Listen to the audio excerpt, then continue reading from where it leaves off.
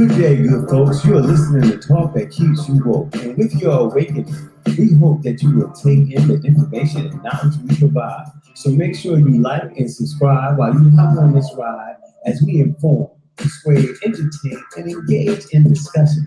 Welcome to Pod Liquor Podcast, which is knowledge to feed your soul.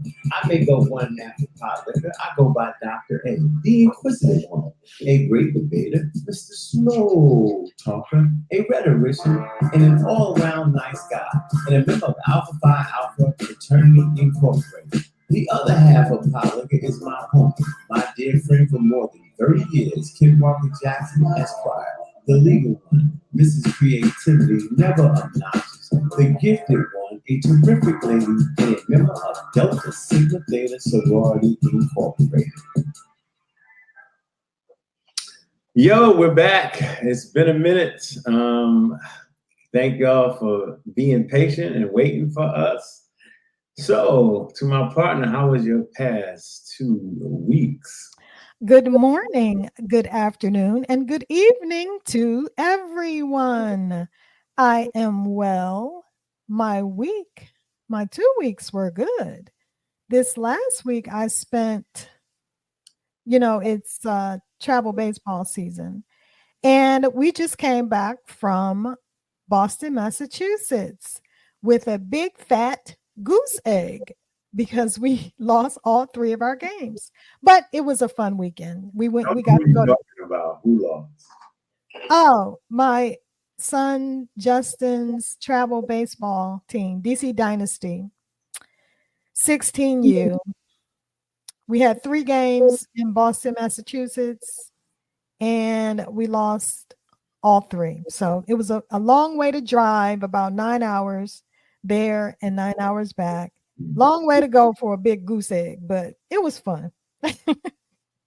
How was your week, Dr. A? Your 2 weeks? Productive, just staying in the gym, trying to stay healthy. That's all. And I'm teaching some online courses, some classes.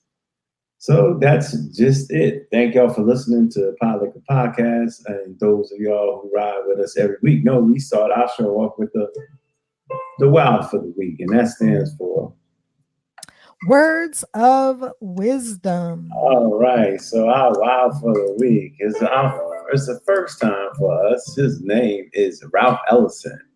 If the words has the potency to revive and make us free, it has also the power to blind, imprison, and destroy. I think Brother Ellison is basically saying words are powerful. Messages that we hear of love or messages that we hear of hate, they're both powerful and words can move. So we have to watch what we say and how we say it. We have to learn how to cheer people up and not always bring people down. You have to be careful with the choice. Being a communicator, one of the things we always say, you cannot put the toothpaste back in to the toothpaste holder. The tube, right. Can't put it back into the tube. What is said is already out, especially today. In social media, you can put things out and you can try to bring it back. I know Apple just sent out something where you can text somebody and then you can take it back and you can erase it from their side too, so they'll never catch it. Oh, I like that. Yeah, people like that make mistakes. I like it when I make a grammatical error. I don't send any hate messages like that. So yeah, if the words has the potency to revive and make us free, it has also the power to blind, imprison, and destroy. What say you? I agree wholeheartedly, and that was exactly what my takeaway was from these words of wisdom. I said the same thing. Words are powerful. And Ralph Ellison, as a noted author, he would know. I remember reading his book, The Invisible Man. And I think authors like him respect words and they realize that words should be chosen carefully. Life and death are in the power of the tongue, and we should choose to speak life into other people instead of choosing to speak death into other people. And so I think that that is exactly what Ralph Ellison is trying to tell us. Exactly what you said, Dr. A. Words are very, very powerful, and these are indeed words of wisdom. Yeah, so words of wisdoms. If the word has the potency to revive and make us free, it has also the power to blind, imprison, and destroy.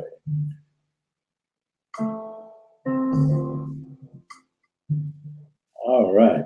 So as we let us move on. What's going on? Yeah, what's going on? Oh, what's going on? So Thursday night was something unspecial. No disrespect to the gentlemen that were on stage, but we had.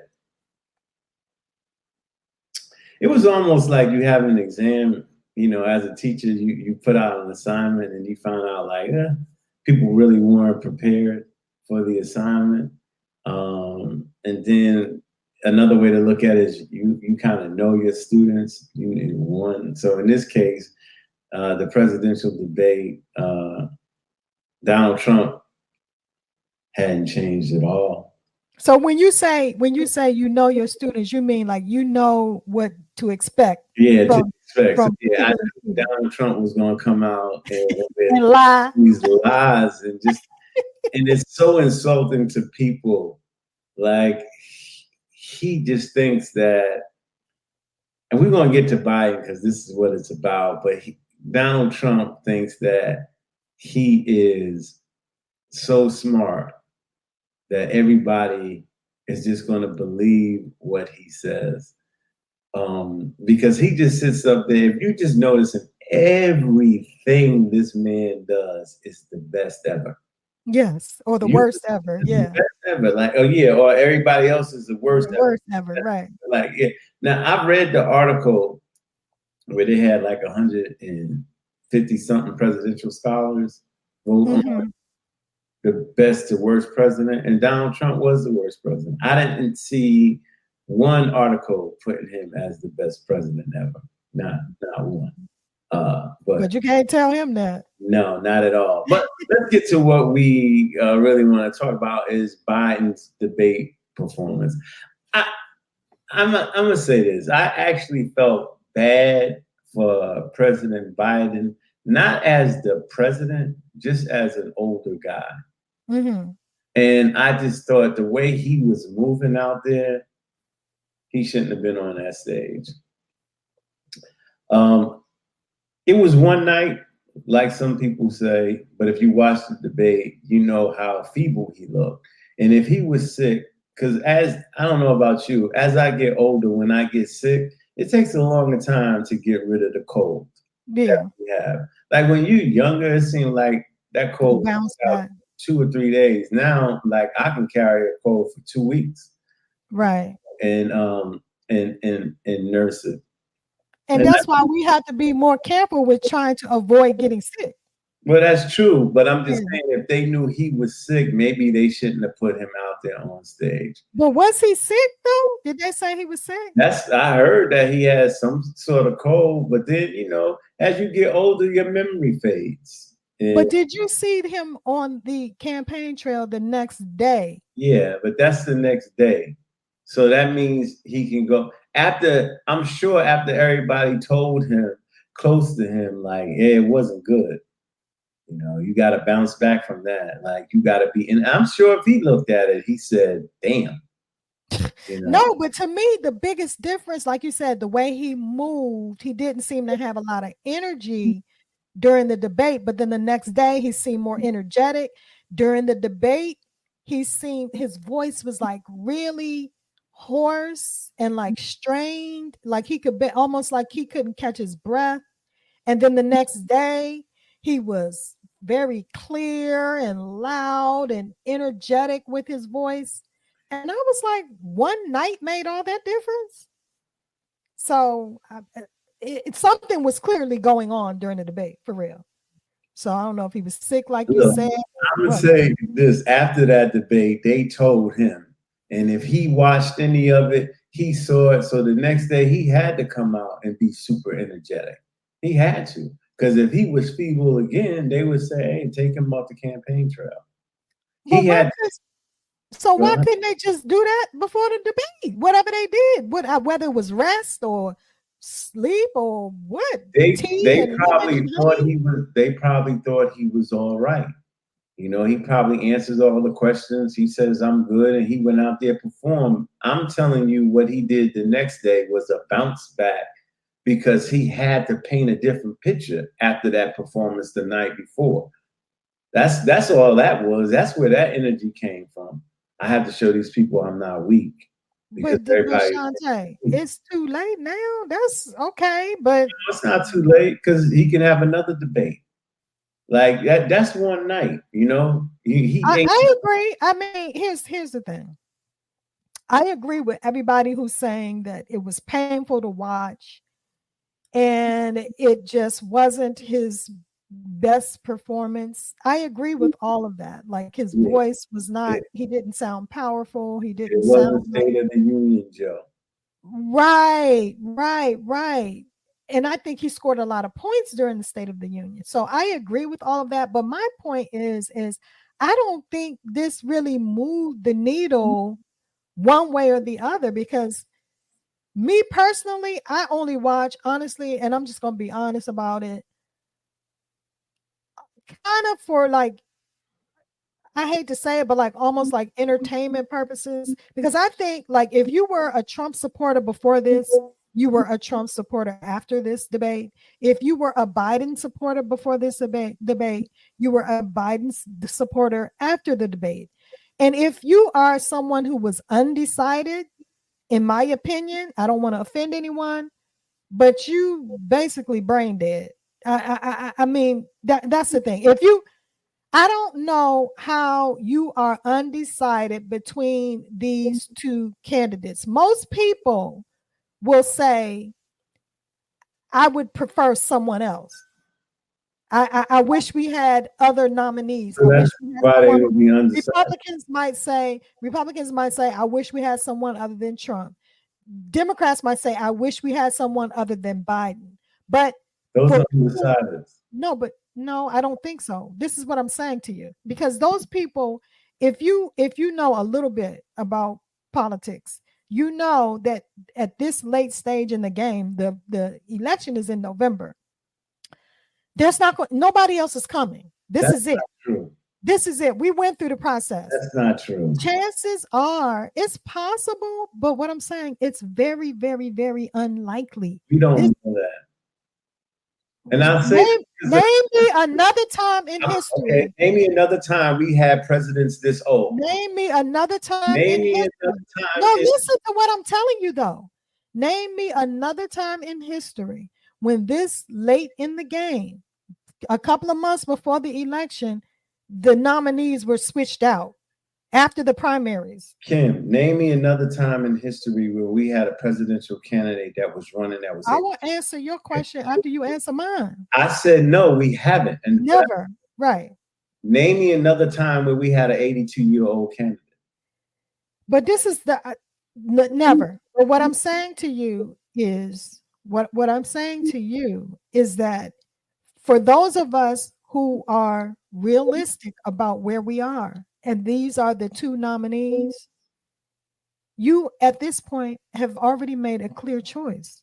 It's a clear choice between. I don't understand how, if you are realistic about these are the two nominees and nobody else is coming, you should already know by now. It's not like, oh my God, I can't decide who. I just really can't decide. I don't know. I'm Not just that you can't decide. There are other candidates. First, there are other candidates that are on the ballot. the point that I'm trying to make though, Shantae, is that I just don't think this debate moved the needle one way or the other for anyone. That's what I'm saying. Like That's not the the people they poll, right? I think polls are for strippers. well, Go ahead. well, if you say this, then you knock it down because the people they poll agree with you.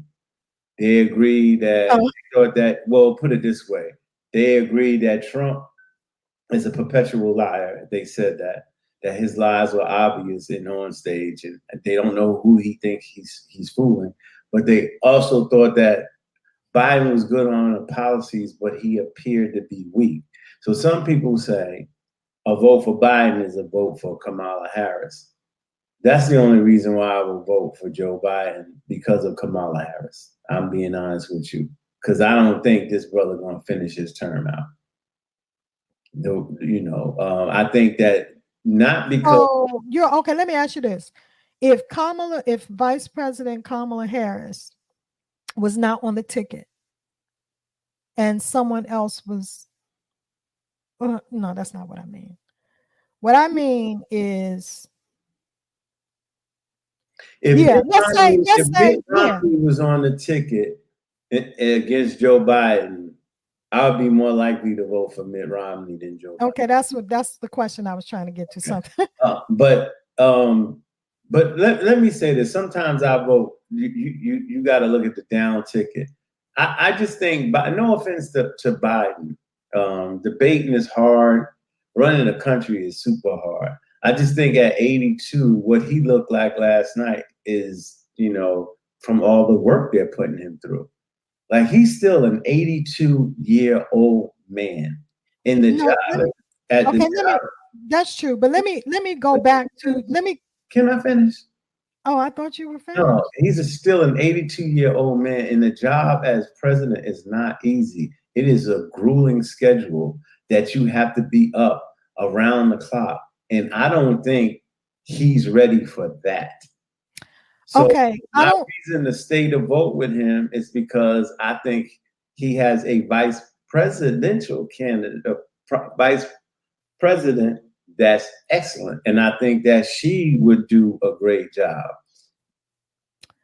at the helm. Okay, number one, let me address your issue of him being feeble. Shantae, you know he was just the president, right? For the first term. And Yeah. he did it with aplomb, and he accomplished a lot during that term. So for you to say that you're concerned about whether or not he can do that is, it doesn't make sense when he's proven to you that he can do it. And may I add that it's not just the president. He has a whole cabinet and he has a whole team of people in his administration. Thank you for women explaining that. Okay, so like I didn't know that. So let me say, No, but I'm just, so you act you like, wait a minute, you act like I didn't know that he was 82 years old. And you explained that. no, I didn't act like he. I said why I think. That's And I'm what I telling said. you why I think No, that you the was age trying to is not. school me. You No, was trying to school no. me. It's okay, I but was I'm just okay with that.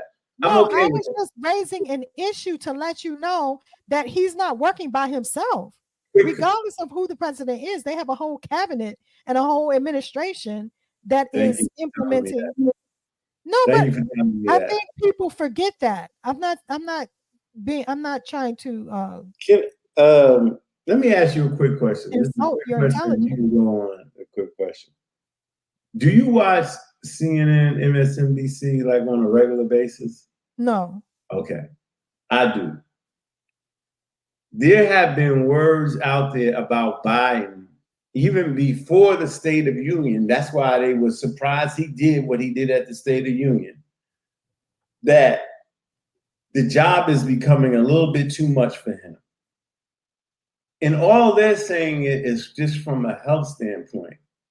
He was 78 when he became president, right? And it doesn't matter the age. So let me stop saying the age. Forget about the age, because you could be 71 and in worse shape than Joe Biden is. I've seen that already.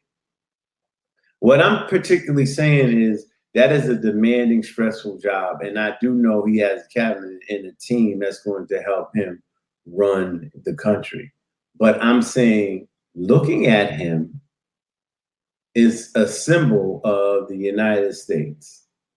And if And he you look, think Trump looked good? I think Trump's look bigger. I think he lies, but I think he don't look like he out of shape. I don't think he He appears. doesn't look like he's out of shape when he can't even button his suit jacket. Well, I don't mean like maybe I'm talking more about conditioning. He seems like he can survive 4 years. But I'm not here promoting Donald Trump. I'm just saying, if you're going to ask me to look at both men on stage, forget being president or not. One looks healthier than the other one as far as with vigor and energy. That's all I'm saying. I'm not. Have you ever seen, let me ask you this. Have you ever seen Trump ride a bicycle? I did, but a while ago. Yeah. I have never seen him ride a bicycle, but I'm not talking about Trump because I'm not advocating for him. Right? Except to say he had more energy on stage. Okay. But to me, he blew a great time because he could have, instead of, and this is because I teach debate, instead of sitting up there talking about your record and telling all these lies and refusing to ask questions, I would have been like, my God. Refusing to answer questions? He refused to answer questions. Yeah, I'm sorry. Mm-hmm. I would have said, thank you. I would have took my time to say, oh my God, can you see him? I would have been commenting on that. I'm surprised he didn't do that. Because he's so full of, let me talk about me. Not him, right? Yeah, I'm surprised. I was expecting that. What I got upset at Joe Biden for from the beginning, I kept telling Felicia this. I said, why is he trying to compare his record to Trump, who's a liar? I said, you should just pick out. He did sometimes, but not all the time. I said, you should just pick apart his lies. This is what happens. I disagree. I'm telling you, that's how you win debates. And when hold on, when I got finished, Abby Phillips, I forgot the white, not Joy Meadow, the other white lady that was sitting next to him. They both said Dana Dash. What's her name? Yeah, I think that's her name. And Abby Phillips laid it out. Because I know Trump's lies to a T. Why didn't Biden's team be prepared? Was prepared to give him that information so he could knock down all his fraudulent statements. Well, to me, that's the job of the moderator. Because here's the thing. No. I think that your approach, I think your suggested approach to knock down all of Trump's lies is a valid approach. However, I don't think that is the most effective approach under the circumstances, because Trump, everybody knows that Trump is a liar, and Trump tells so many lies. You can't take up all of your time to debunk every lie that he tells, because then you won't be able to get the message out. I think when you have these debates, the objective is to drive home your message to the people and remind them of what you have accomplished and what you plan to continue to accomplish. In his message, you don't have time to be trying to debunk every lie. Let me say something. I teach debate, and I'm gonna tell you, one of the biggest things to win debates is debunking arguments. So what I'm saying, in the same time, his message should have been, do you want to vote for a liar and a felon, or do you want to vote for me with my record? That's the message. And to me, all he had to do is keep debunking his lies and letting folks know where they can go find the actual facts. Okay, I understand that you teach debate, but there is a difference between debunking someone's argument versus knocking down every lie. You can't win argument. You can't win a debate when people are telling lies. When people have positions based on facts, like I said, you can have everybody can have a different opinion and a different argument. But you you have to be dealing with the same facts. And Trump just lies. He just tells lies. And so for you to sit up there and go, well, no, actually, there weren't 15 million people that came across the border. Actually, it was, you know what I'm saying, like 5 million. You would be all day doing that instead of driving home your points. No, You see what I'm saying? you can It's not drive like your Trump. points at the same time, Kim. You can drive home your points at the same time. You don't have to. Shante, that don't. But you don't have all day. You only have Yeah, like you, a you couple of do. minutes. Just like Abby Phillips said, everybody knew he was going to lie. So Right. So why you waste your time trying to? because why are you trying to outdo a lie? Like, no, this is what he says he did this, but I did this. We already know what you did, but you can say what you did after you tell the lie. You can say, this is what happened on the border. This is a lie. This is what I did. Boom. At the same time, I thought that Biden did too much of trying to put his record against Trump's record. But I agree with your initial statement. I don't know how much it moved the needle. If I'm a Trump supporter, because you said if you're a Trump supporter, you're staying with Trump. If you're buying, you're buying. You said, I don't understand why people would be undecided. I do, right? But my understanding, like I said, to me, what makes me still vote for Biden, and I said this is the third time, is Kamala Harris. Okay, but this is what I wanted. This is actually the question that I wanted to ask you initially about that. Who who who on that ticket would make you vote for Trump instead? That's my thing. Who could there be on that ticket with Joe Biden that would make you say, you know what? I'm just gonna go ahead and vote for Trump because I can't do this. No, but you can vote for other. I'm asking you. I'm asking you. I keep telling you, I would never vote for Donald Trump. That's my point. Right. That's the point that I was trying to make. That's me. You changed the scenario by saying if it was Mitt Romney, who's like a sort of middle of the road Republican. That's me. That's you. I know you know we live in a country that people still vote for this man, no matter if he's lying or not. Right. That's what I'm saying. If you were Trump, before you're gonna be Trump after the debate. Right. It's really What's scary is now the folks who are Biden is thinking like, no. Okay. Now, I'm not saying they voting for Trump. I'm saying they might sit it out. I'm not going to vote for Trump, but a no vote is not good for Biden, right? A no vote is a Trump vote. Let's just be honest. Let's just be honest. No, because I can't say that because you ain't. Well, you're saying a no Biden, a Biden person that's not voting. No, any person. Well, no, because a Trump person that's going to vote for Trump that decided I ain't voting, that's taking away his votes. If they look at him and they say he's up to the same garble stuff, he's still lying, he hasn't changed over the 4 years that he was gone for president, it's still the same thing. And I don't think there are any, I really don't think that there are any staunch Trump supporters who are going to sit it out. And there are no staunch Biden supporters who are going to sit it out. The people who are going to sit it out, I think, are the most of the electorate, which are people who just normally don't participate, non-voters. Those are the only people I see sitting this election out. Now, I do know some Democrats. The word staunch, though. Like everybody isn't a staunch voter. Some people like, I don't like Trump, but I like his policies, so I'm gonna vote for him. No, I'm talking about staunch supporters. Like right, but you using the word staunch supporters.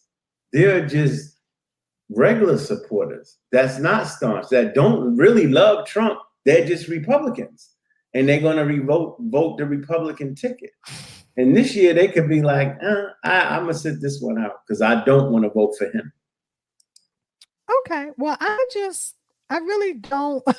I honestly, I don't understand people who normally vote and who participate in the democratic process, but who say, I'm not voting in this election for the president because I just don't like either candidate this time around. I honestly don't understand those people, because what are you accomplishing by doing that? And those people who decide to do that, I don't understand why they feel the need to tell everybody. I'm like, if that's what you're going to do, then just going to do it. Like I had this conversation with my nephew who is like, well, I'm definitely not voting for Trump and I just can't support Biden because of Gaza or whatever. And I'm just like, okay, so yeah, and that's what I honestly don't understand. Like I'm trying to understand these people's position, but I really don't. At the end of the day, I don't get it from a strategic perspective because I'm like, who are you?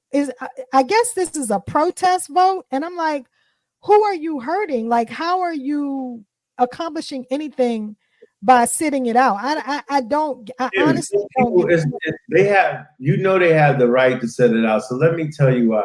Right. I don't like what Biden is doing to Palestine. I don't.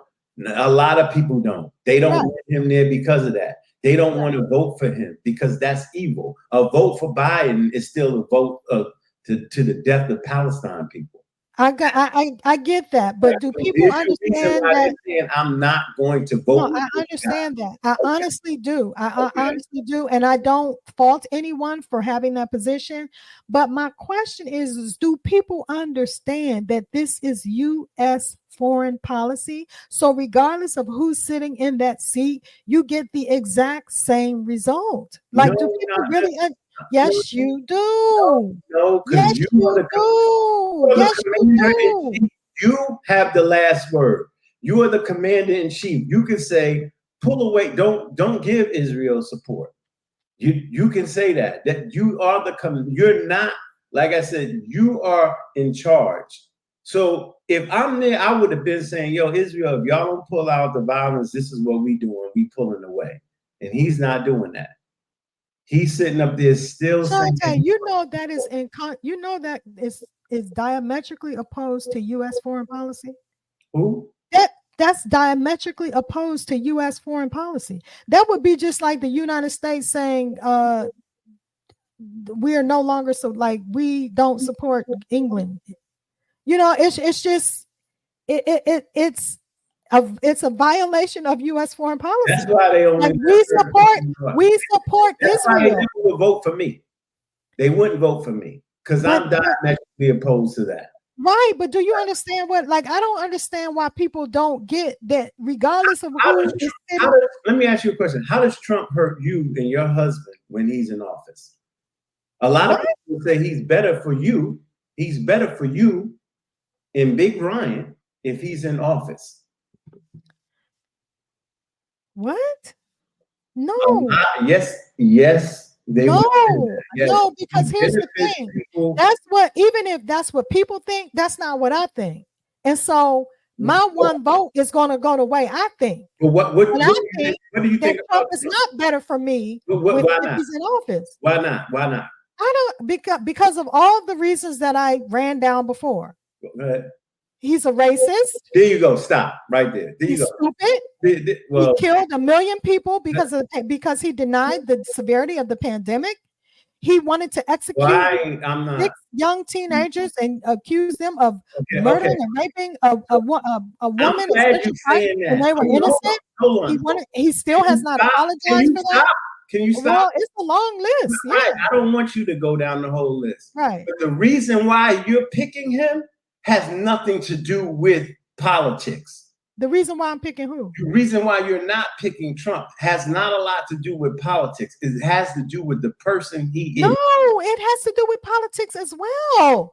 Trump is the reason why we've had the overturning of Roe v. Wade and all of our rights are being eroded bit by bit. He's the reason why we have the Supreme Court that we've had that has done that. Roe v. Wade, yeah. Right. Okay. And a long list of other things. It's the reason why the affirmative action was overturned. The statements you just said, right? All of that's public policy. Go ahead. What I'm trying to compare to is a lot of people do not pick Trump because of the person he is, right? How can somebody with his character, with his record, be in office? The fact that he's a convicted felon and gets to run for president is crazy in itself. Yes. Right? Yes. He lies. He's racist. All of those things that you were saying is true. I don't want him in office. He should never be in office. He shouldn't be on the ballot. A lot of people are opposed to Joe Biden because of what's going on in Palestine. because of the genocide in Palestine. And they can't turn a blind eye to that. I'm not putting my vote next to a man who is for that, period. I'm telling you this. I'm in school. I hear kids say it. I hear other faculty members say it. So that's what they're saying. So you're saying like, okay, he's doing that. Just like white folks on the Trump side. I understand that he's racist, but I still like his policies. You're saying, yeah, I understand that he's letting genocide happen in Palestine, but he's not Trump.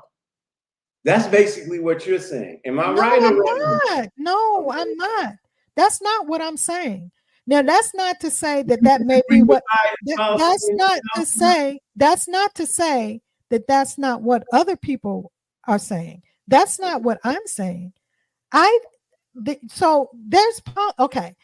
Let me ask you this: did you not benefit from Biden's policy that allowed people to have their student loan debt? Yes, I did. I did benefit from that. Okay. So is that not a good policy that has benefited you and other Black people? Yeah. That's one. Okay. Biden's administration also passed the Infrastructure and Jobs Act. There's billions of dollars of funds that are going into improving the infrastructure of states around this country. Is that not a good policy? What are you trying to prove? The point that I'm saying to you is you make it seem as if this is an issue of who I like and who I don't like as a person. No, it's about policy. No, it's not that. I'm trying to say, you saying I don't understand how people can be undecided and have and don't have the choice to pick for Biden. And I'm telling you, these are the reasons why. That's simply all I'm telling you. There are a lot of people that don't want to vote for him because they don't like him. That's all I'm saying. I do understand that, but okay. But here's the thing. For people who say, I can't support what Biden is doing, but Trump is a horrible person that I don't want to see in office. You have to, at some point, you got to make a choice. And it really is, okay, do I hate Biden that much that I'm willing to have Trump in office possibly? Because that's what it means. If you're a Biden supporter and you're going to sit this one out, that's a real possibility, is that Trump would be reelected. And so if that's what people are okay with, that's what I'm saying. There is a choice here to make. What you're indicating when you say that is that people who voted for Trump are still going to vote for Trump. And there have been several reports that a lot of people have Trump fatigue, that were Trump supporters. There's different reports that say I'm not voting for him. Okay, but see, the number one is you can't. And some people don't want to stick their right to vote for a person like Trump, who is villainous and evil, or like Biden, who you find out like, wow, look what happened in Palestine, and I voted for him, right? So they rather not vote at all. That's what I'm saying. And they have the right to think that way. I agree with you. I said that. I totally get that. And my only thing is, thank God they only got one vote, just like everybody else. And that's just one vote that would be lost. That's all I can say. So God be with us. Until we meet again. Let us move on.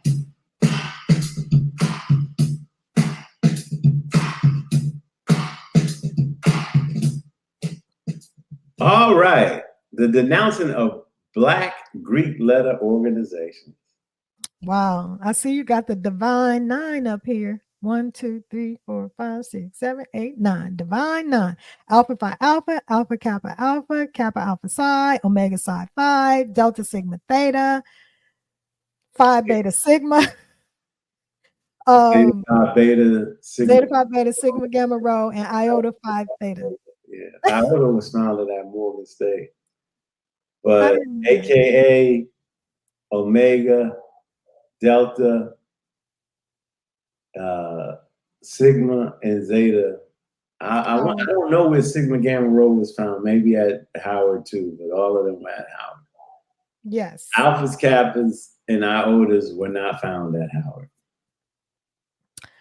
I just realized that the headquarters of Alpha Phi Alpha is in Annapolis, Maryland. Did you know that? Well, of course you know that.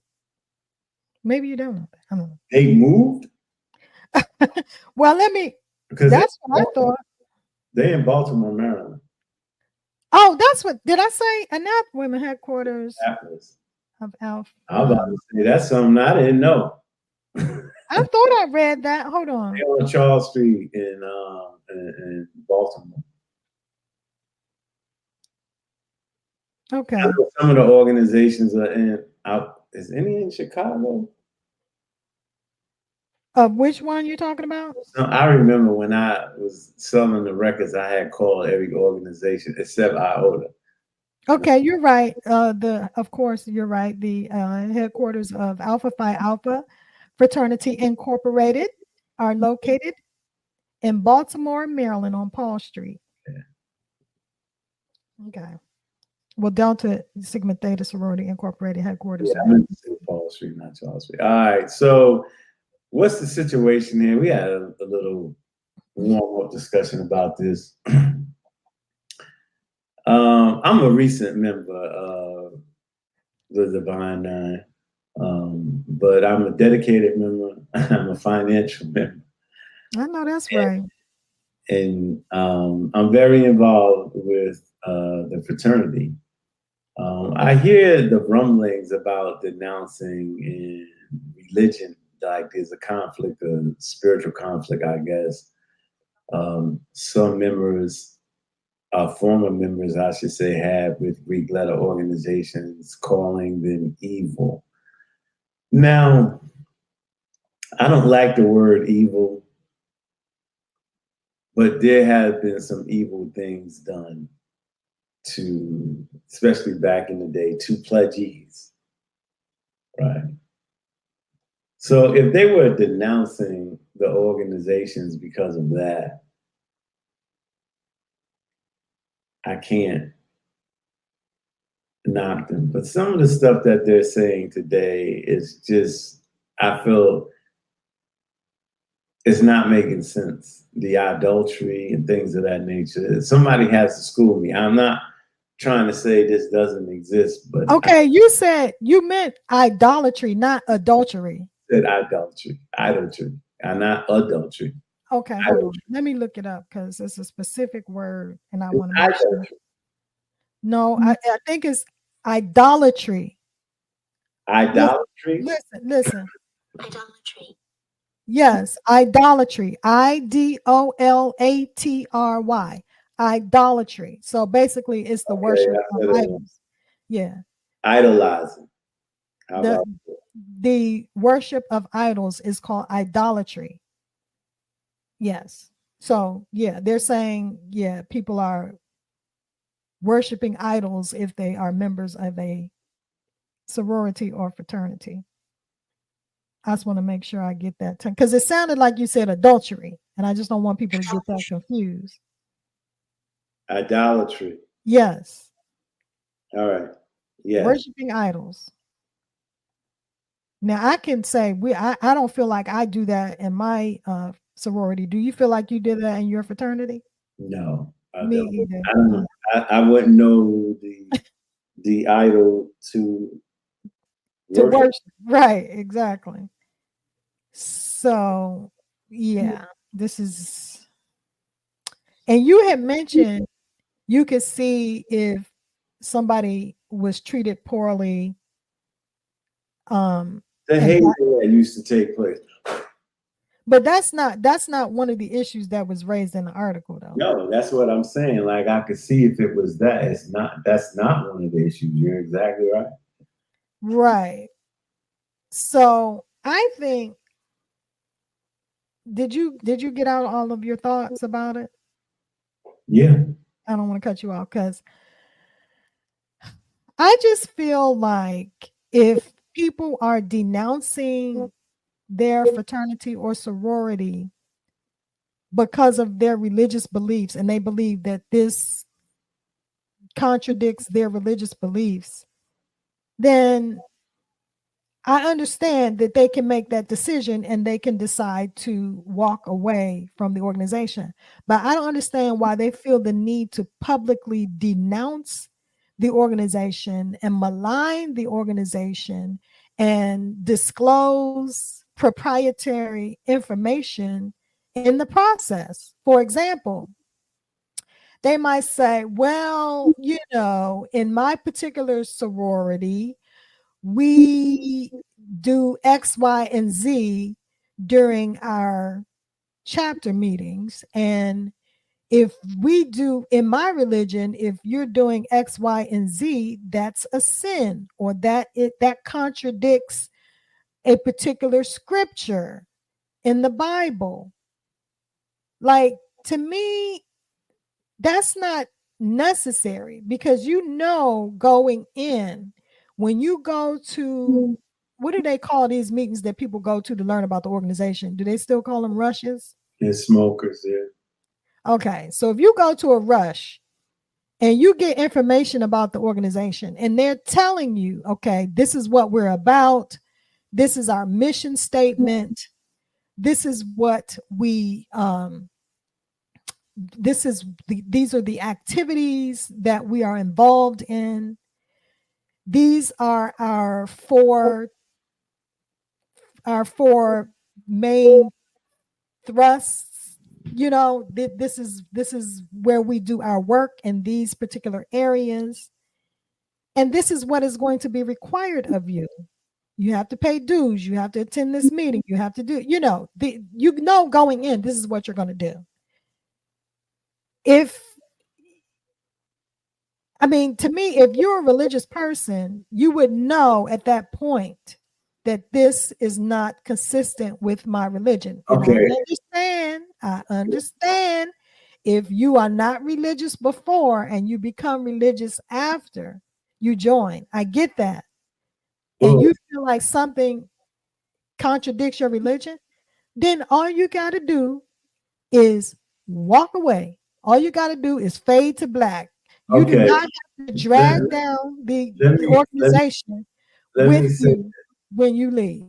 I agree with you saying that exposing the organization isn't the right thing to do, because whether you believe it or not, there are literally hundreds of thousands of people that are still in the organization.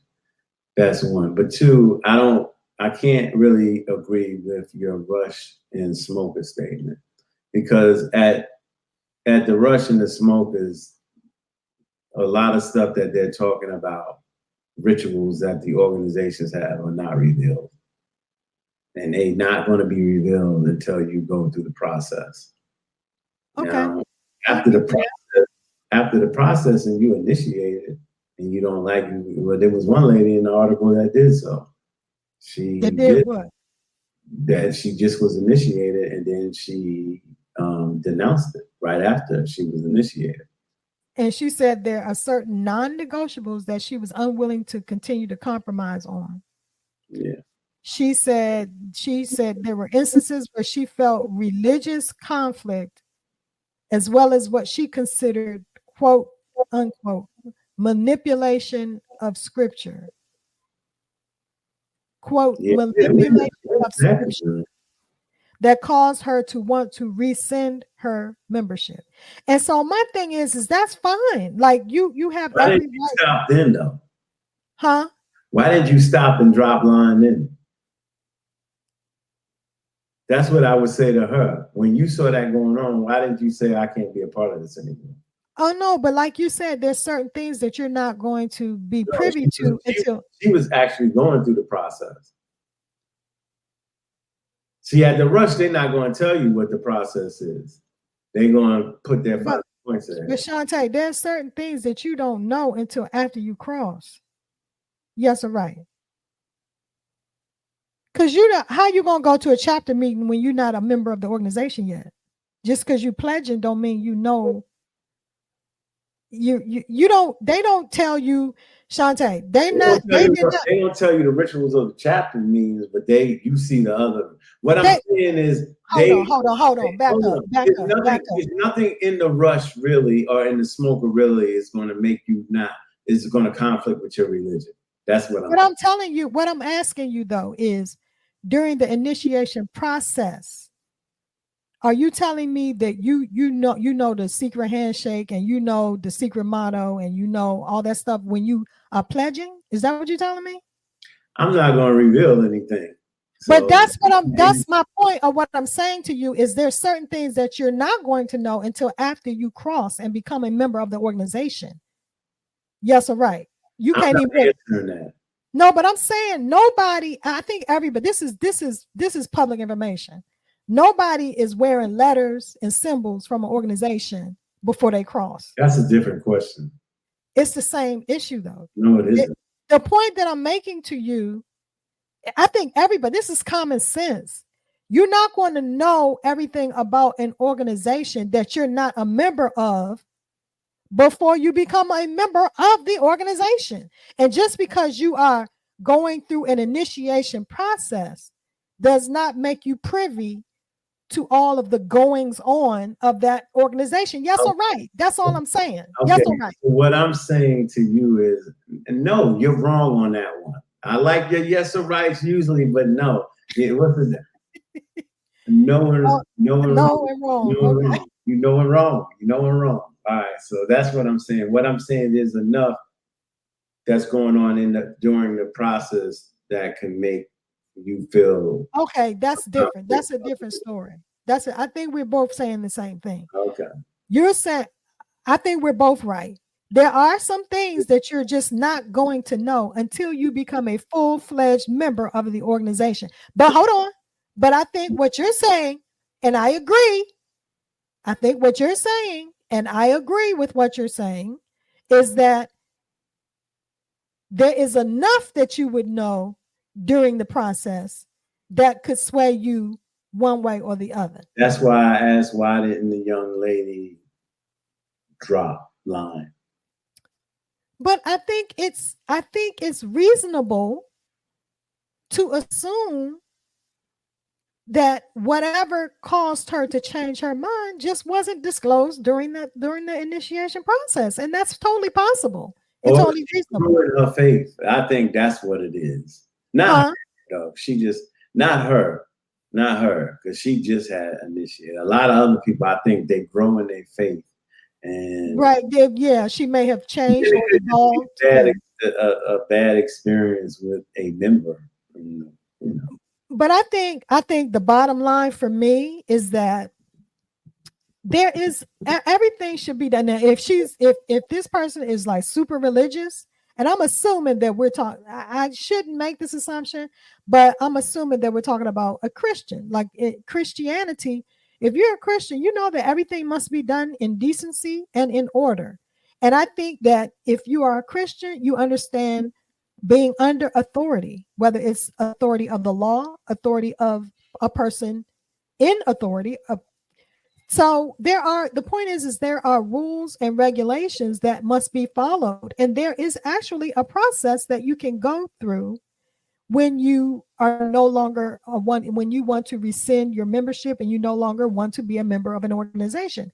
There is a process, and you should go through that process, which does not include disclosing proprietary information of the organization. So that's my only thing is just do things right. I mean, stop trying to get clicks and trying to get have a viral moment. We can't accuse them for that. It's social media. People put announcements out there just sometimes to put announcements out there to make people aware. So let's not belittle them. I agree with your first statement. Like, if this is what you want to do, go ahead and do it. But why try to drag the chapter of the organization or the sorority down or the fraternity down when they do spectacular things in the community to help folks. So, exactly. Just go about your business. Yeah, the good far outweighs the bad. So with that being said, let us move on.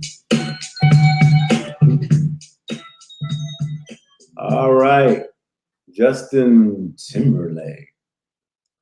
This is, I don't know.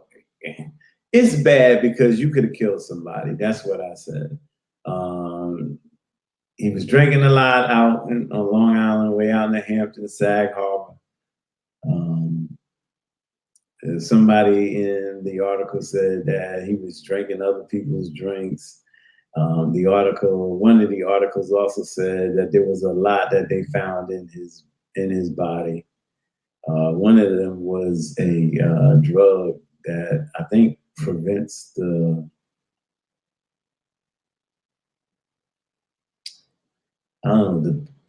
spreading of AIDS or the stopping of HIV.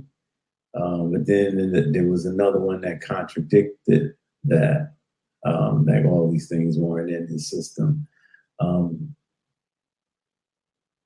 Wait, they're trying to say he took some backlash from this. So are people speculating about the drug that they're trying to say that he had HIV?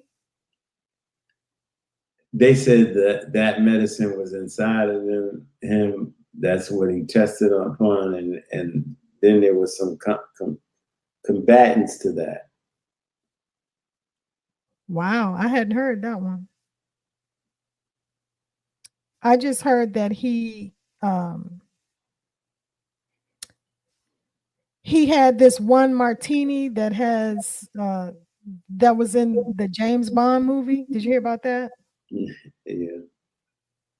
And it was a particularly potent recipe that they use.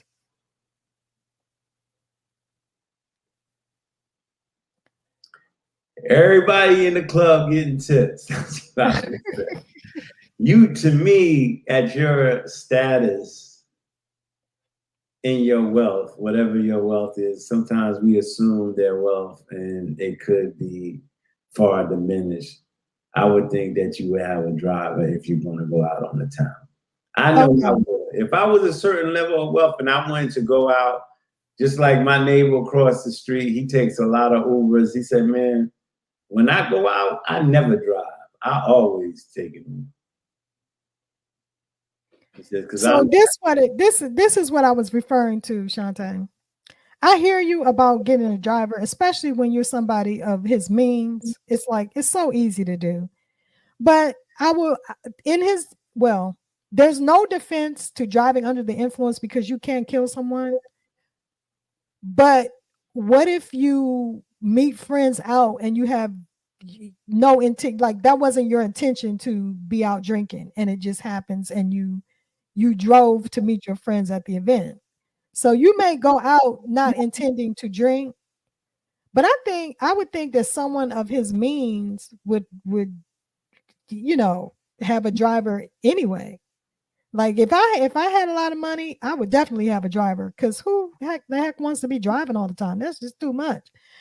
But what I was saying about the drink that he had, it's called a Vesper Martini. And they said that these are the martinis that James Bond used to have in the James Bond movies or somebody in the movie. Because I'm not a James Bond fan, but they have what's called a Vesper Martini, which includes a half an ounce of vodka and 2 ounces of gin and a 1/4 ounce of Lillet Blonde, whatever that is, must be a liqueur. But that is going to make your martini extra potent. And they said the one that he had was like a $21 martini. Is $21 a lot for a drink when you go to a bar, like a cocktail? Not today. Oh, really? That's like an average price of a cocktail? I think the average price is more in the $15 to $18 range. Okay. And not that $21 is an issue for Justin Timberlake, but I'm just saying for the average person. And he might have got that drink for free. Exactly. But I would imagine all that vodka and gin together has to be potent. I've had a Long Island iced tea, which actually has 3 liquors in it, I think. 4? What are the 4 in the Long Island iced tea? It's all of the clear liquors. So it's tequila, vodka, gin, and what's the other one I'm missing? I'm just Googling it now. Oh, rum. Clear rum. Yeah. So they're saying vodka, rum, tequila, gin, and triple sec. Triple sec is a liqueur. Yeah. All right, go ahead, drink it. Oh no, actually, listen, those Long Island iced teas will mess you up. And I have had those before, but I haven't had one in a long time. I will say that. But at any rate, as far as Justin Timberlake is concerned, I'm not worried about Justin Timberlake. He's gonna be all right. Cry me a river. He's gonna be all right. He had one misstep, and I saw that he's on tour right now, and he mentioned the DWI, not directly during his concert, but he basically said, you guys, all of my fans have been with me and stuck by me all of these years. And I love you for that. I'm not perfect. I've made mistakes, and you knew that he was referring to the DWI without directly saying that he was referring to the DWI, but that's clearly what he was referring to. And his fans are going to be his fans. People are going to stick by him. And I think most people can relate to somebody that went out and had too much to drink. Yeah. But there are people who have lost loved ones. Yes. In drunk driving accidents. And so it's probably more difficult for them to understand and forgive someone who does this, because we all know my limit is 2. Honestly, you really, and I think everybody does it, but you really, if you had any alcohol, you really shouldn't be driving. That's really the bottom line. Like if you go out, you have a glass of wine, you probably shouldn't. You just shouldn't. But I know that people do, because you feel like, oh, this is nothing.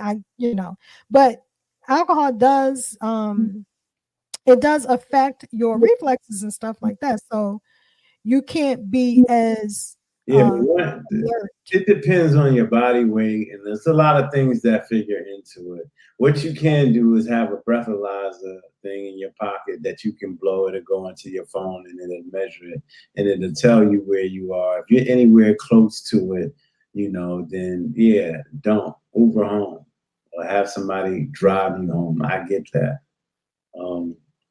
Right. For example, like when I recently went to Preakness in Baltimore, and people notoriously, they have open bar there. They have all you can eat, all you can drink.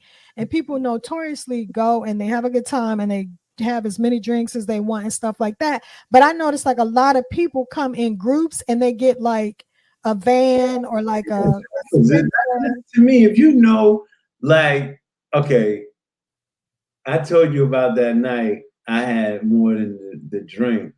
It was on right on Founders Day, and then I told you how I came home and I kept circling and circling and circling on the highway, right?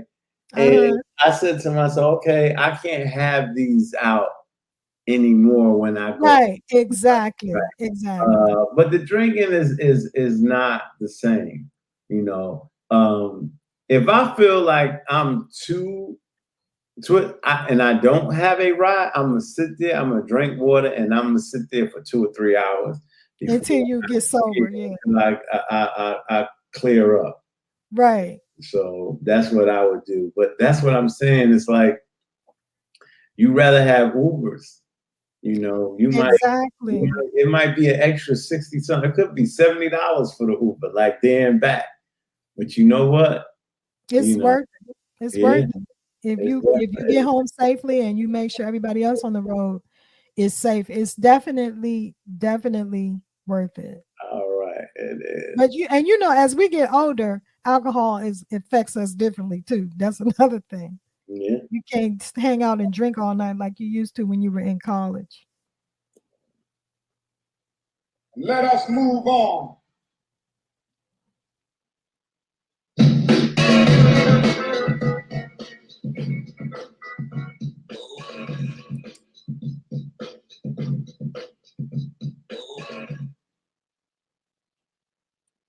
Yeah, this is not our favorite stories. The famine situation that's going on in Sudan. Yeah, very sad. It is sad, and I always think like this world, especially like our country, but this world, there's too much food to be going that is on this planet for folks to be starving. And I will always say that this is, and I think anybody would be open to contributing to a situation if there was a campaign out there that's better, that doesn't come on at night and sees the flies on kids' face. I'm talking about just broad day. Like the news, I don't understand why. Uh, I don't know. They can start on social media somewhere if the news don't, because you said, like you said, it's political. Well, MSNBC, they supported Zimbabwe, but they didn't support this. It puts you in a situation that's bad. But to me, places like FEMA and stuff like that, these World Health Organizations should be putting messages out, and maybe they are, and I'm ignorant of the facts, so I do apologize. But I think it should be bombarded all over social media. And you got to make sure you're giving to the right person so your money isn't stolen or anything like that.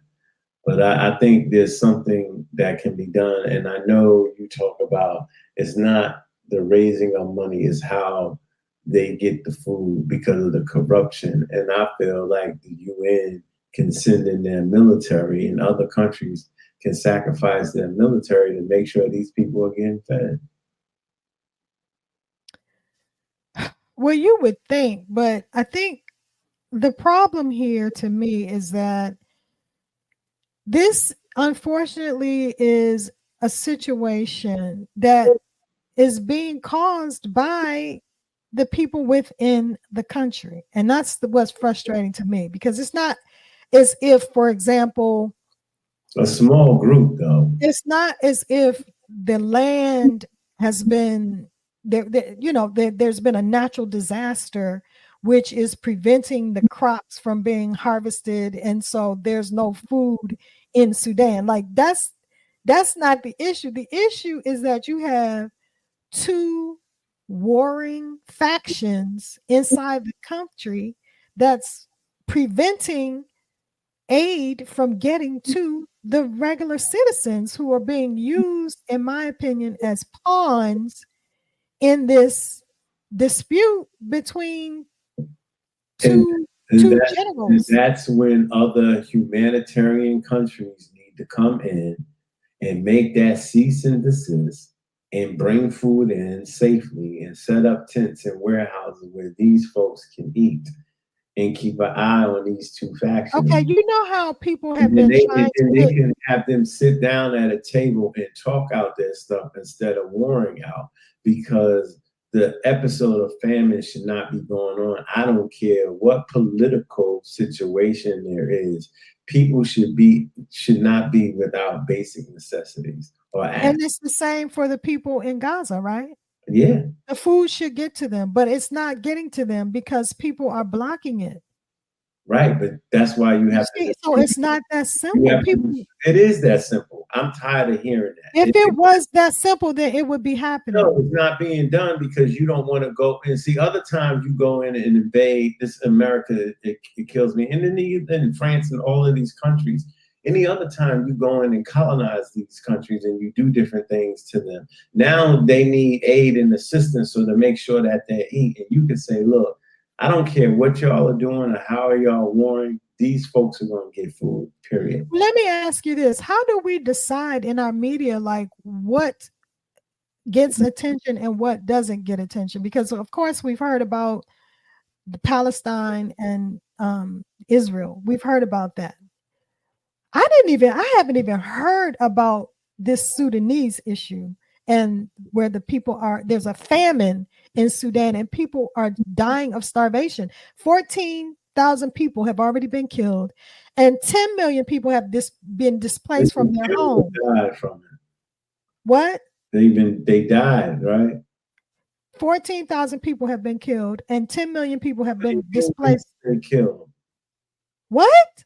What do you mean when you say killed? Have they been killed? Like, have these warring factors killed them, or have they died from starvation? I don't know what has happened to them, but 14,000 people have been killed You in read this. this from the article? Yeah. Okay. Yes. I didn't see. And so they're saying they're trying to get aid to the people, and it's being blocked.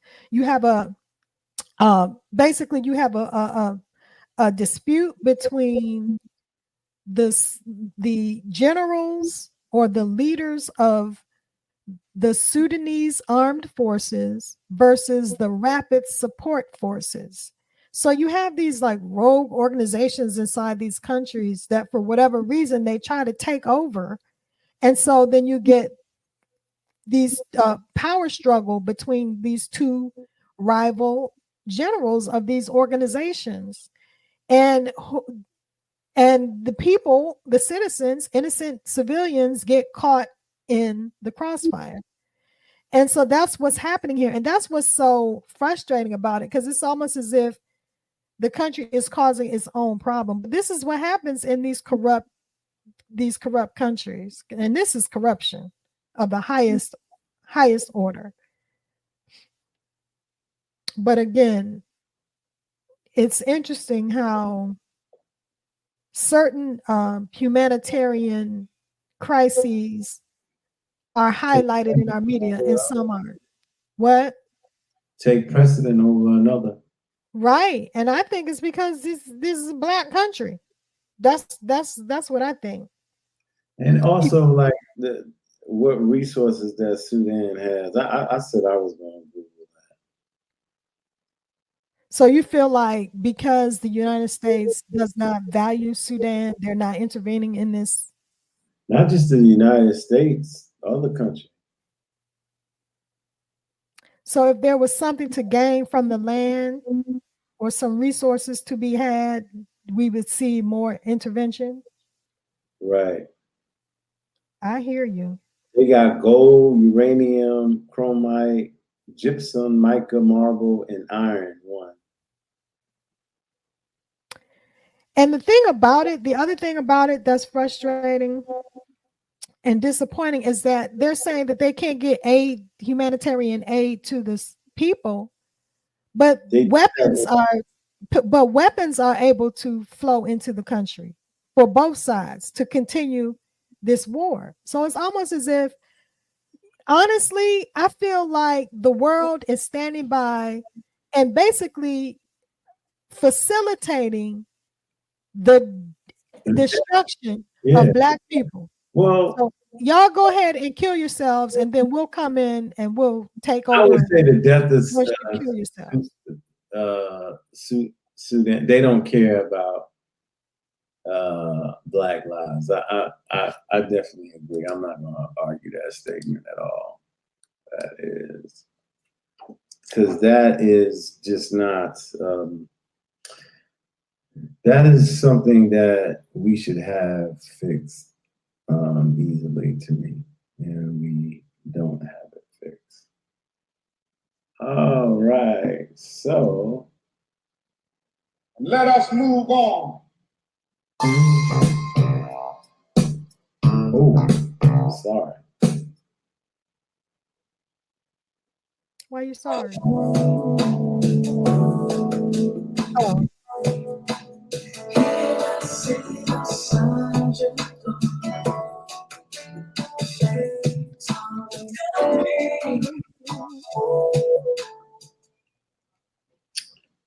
All right, so Reggie Jackson has some comments about coming up in baseball, playing in Birmingham and other places in the South.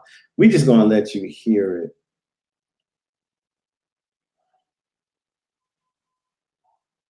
Emotional is it for you to come back to a play that you played with one of the greatest teams around? Alex, when people ask me a question like that, it's like coming back here is not easy. The racism that I played here, when I played here, the difficulty of going through different places where we traveled.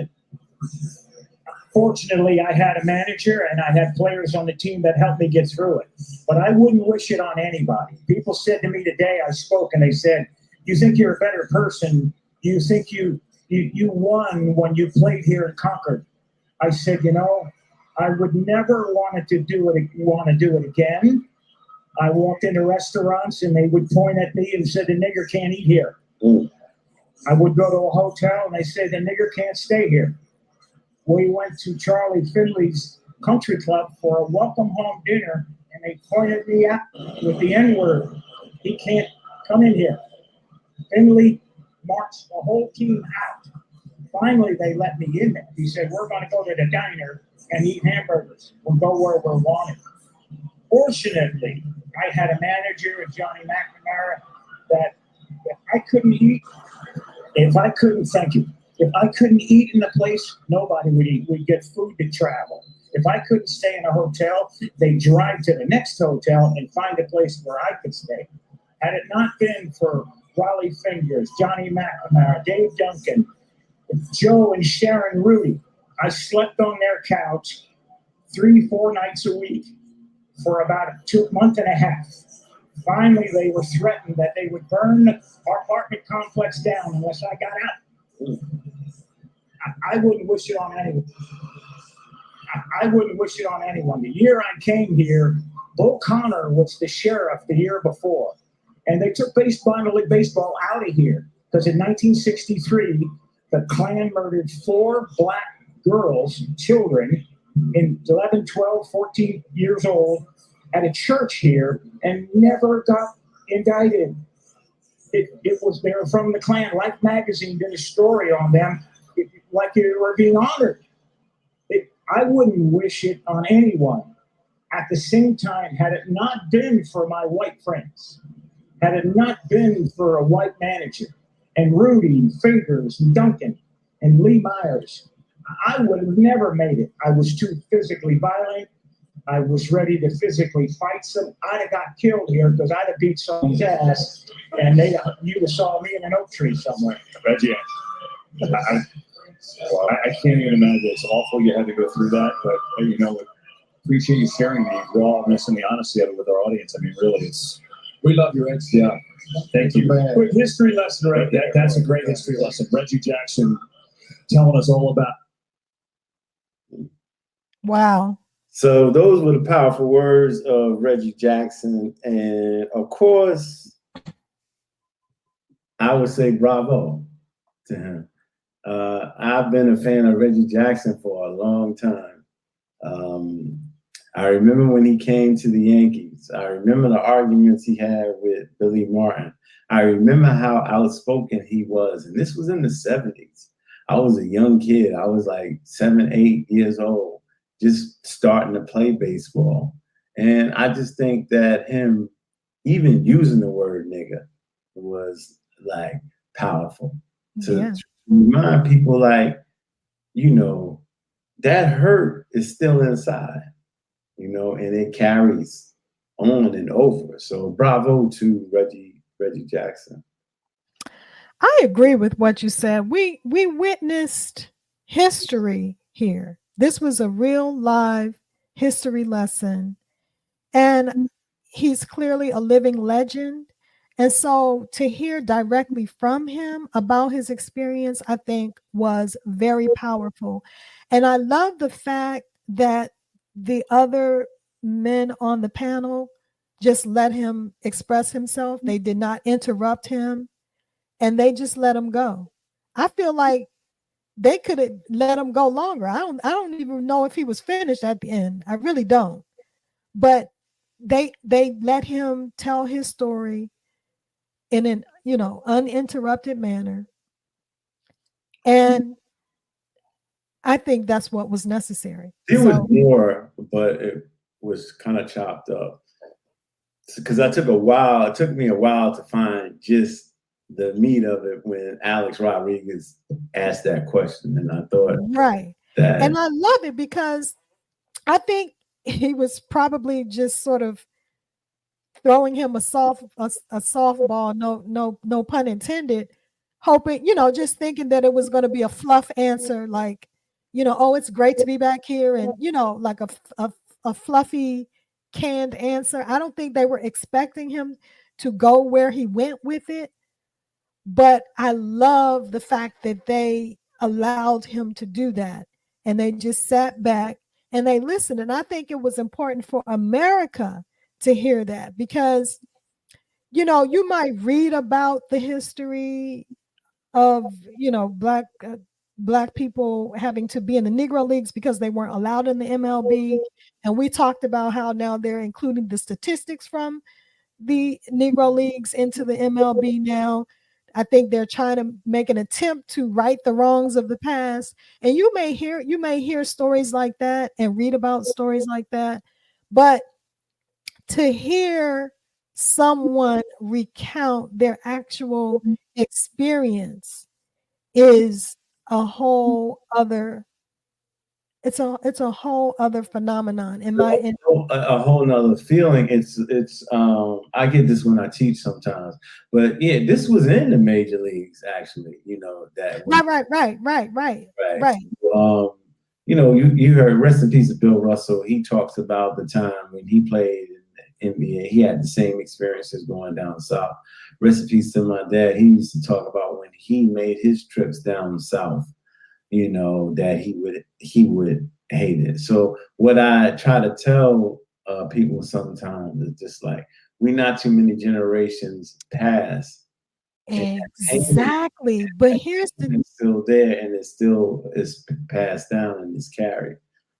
Exactly. And I think the fact that you have someone who is still living, he's not that old. He's 78 years old. He's not that old. That is a reminder that we are not that far removed from these kinds of experiences here in America.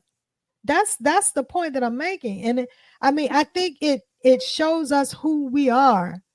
And we've come far, but it feels like sometimes if we aren't aware of this history, it almost feels like now we're starting to begin to try to repeat that history. Like we have to be reminded that it doesn't take a lot for us to end up going back to where we've come since the days of Reggie Jackson, which again weren't that long ago. Like you said, this was the 70s. So the other thing that the 60s, yeah, the other thing that jumped out to me about what he said was he mentioned the white people that he was surrounded with who spoke up and who said, no, this is wrong and we're not doing this, who took the initiative to say we're not going to be a part of this discrimination. And he said he had a manager that was like, okay, if Reggie Jackson can't eat here, he's part of this team. None of us is eating here. We're leaving. We go somewhere. He said we eat hamburgers if we have to, but we're not going to eat here, and we're not going to stay in this hotel if he can't stay here. And I like that. Yeah. And that's the kind of thing that we need for good white people to do now and throughout history. And they've done that.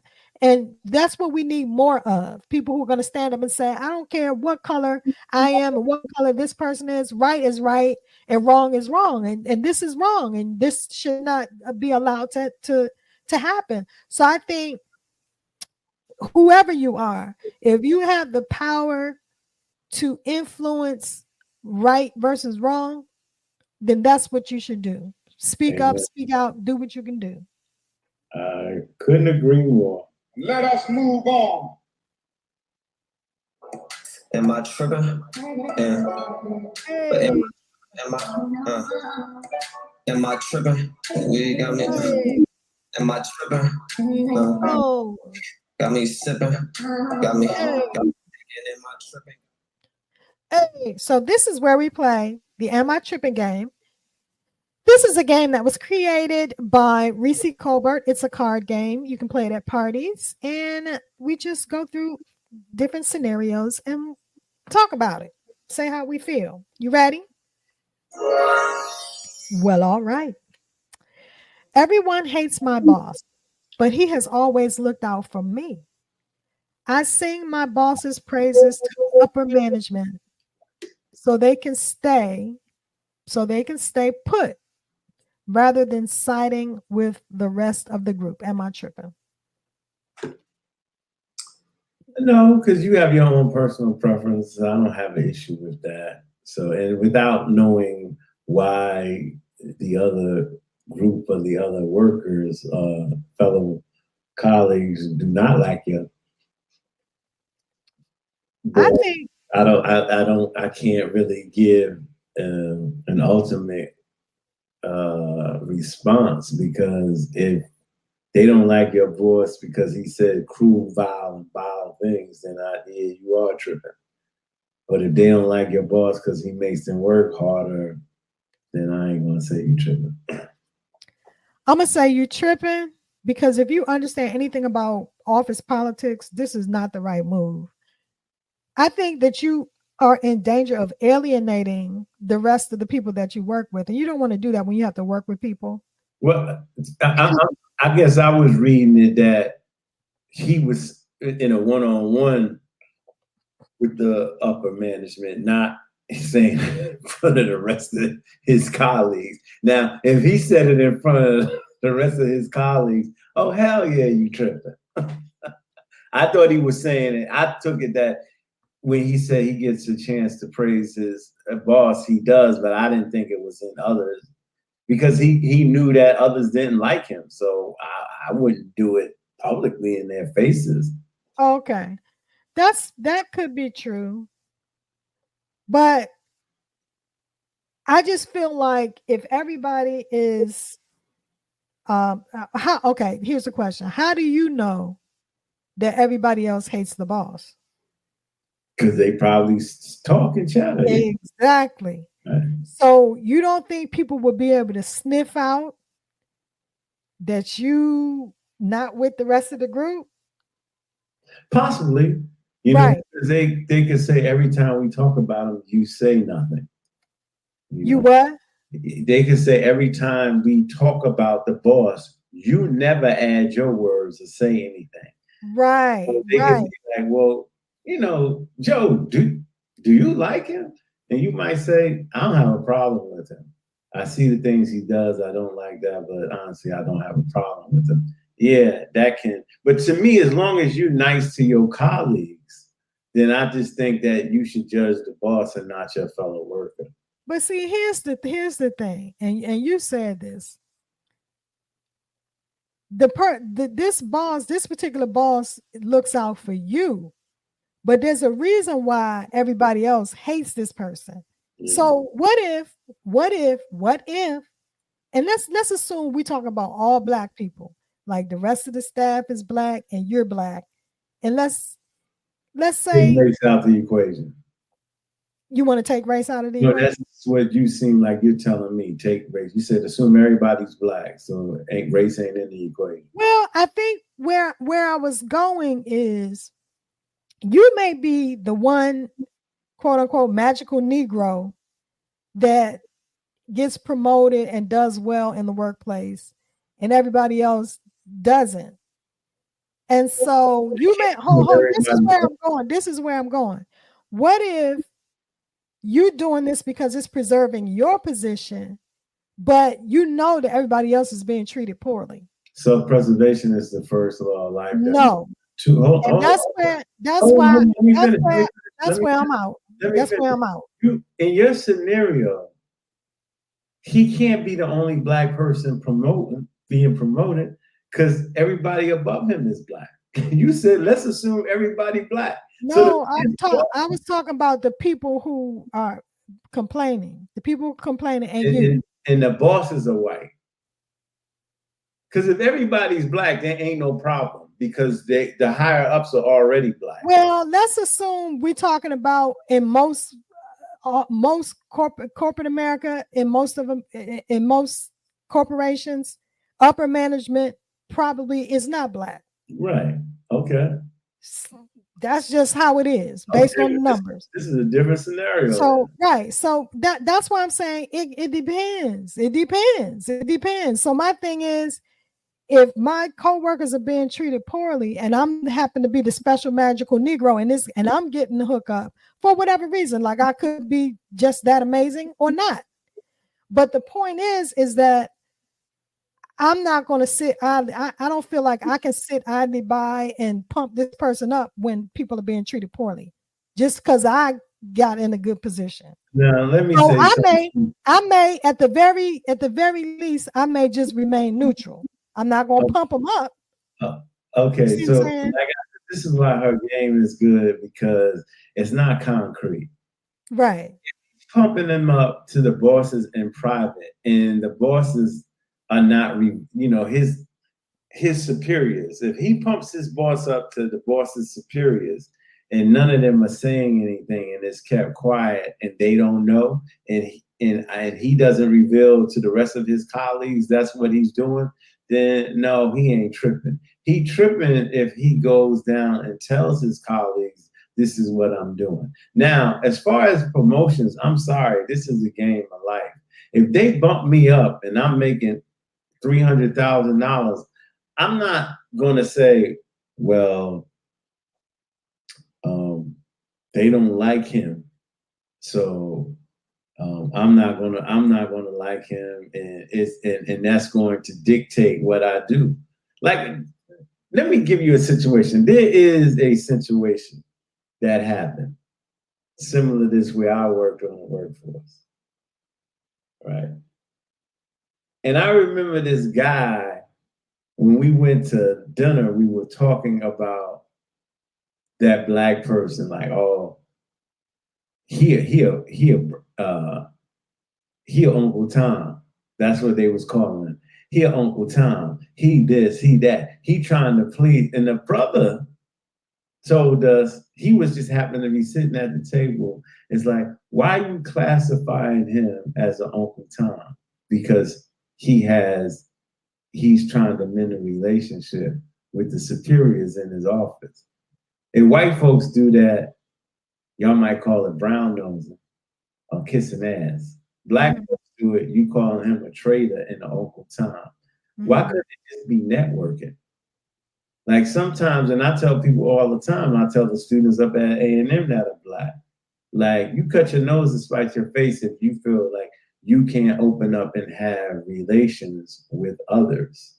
It's so funny, at church, this happened, they talked about this today, because this guy was on a mission at Haiti, and a lot of the Haitian people didn't like the white people. So he facilitated communication between the two. And then they started to get along and understand each other. So what I'm saying is, in this situation, don't cut your nose and spite your face. He knows how to act and be jovial around his superiors that's white. He befriends them and they go out to eat and so on and so forth. While the other black folks, like, they just my bosses. I don't F with them. I don't F with them like that. Of course he gonna get ahead because he knows them. And then we'll call him an Uncle Tom, where it could just be smart networking. I hear you. So, you're not wrong. All right. Okay.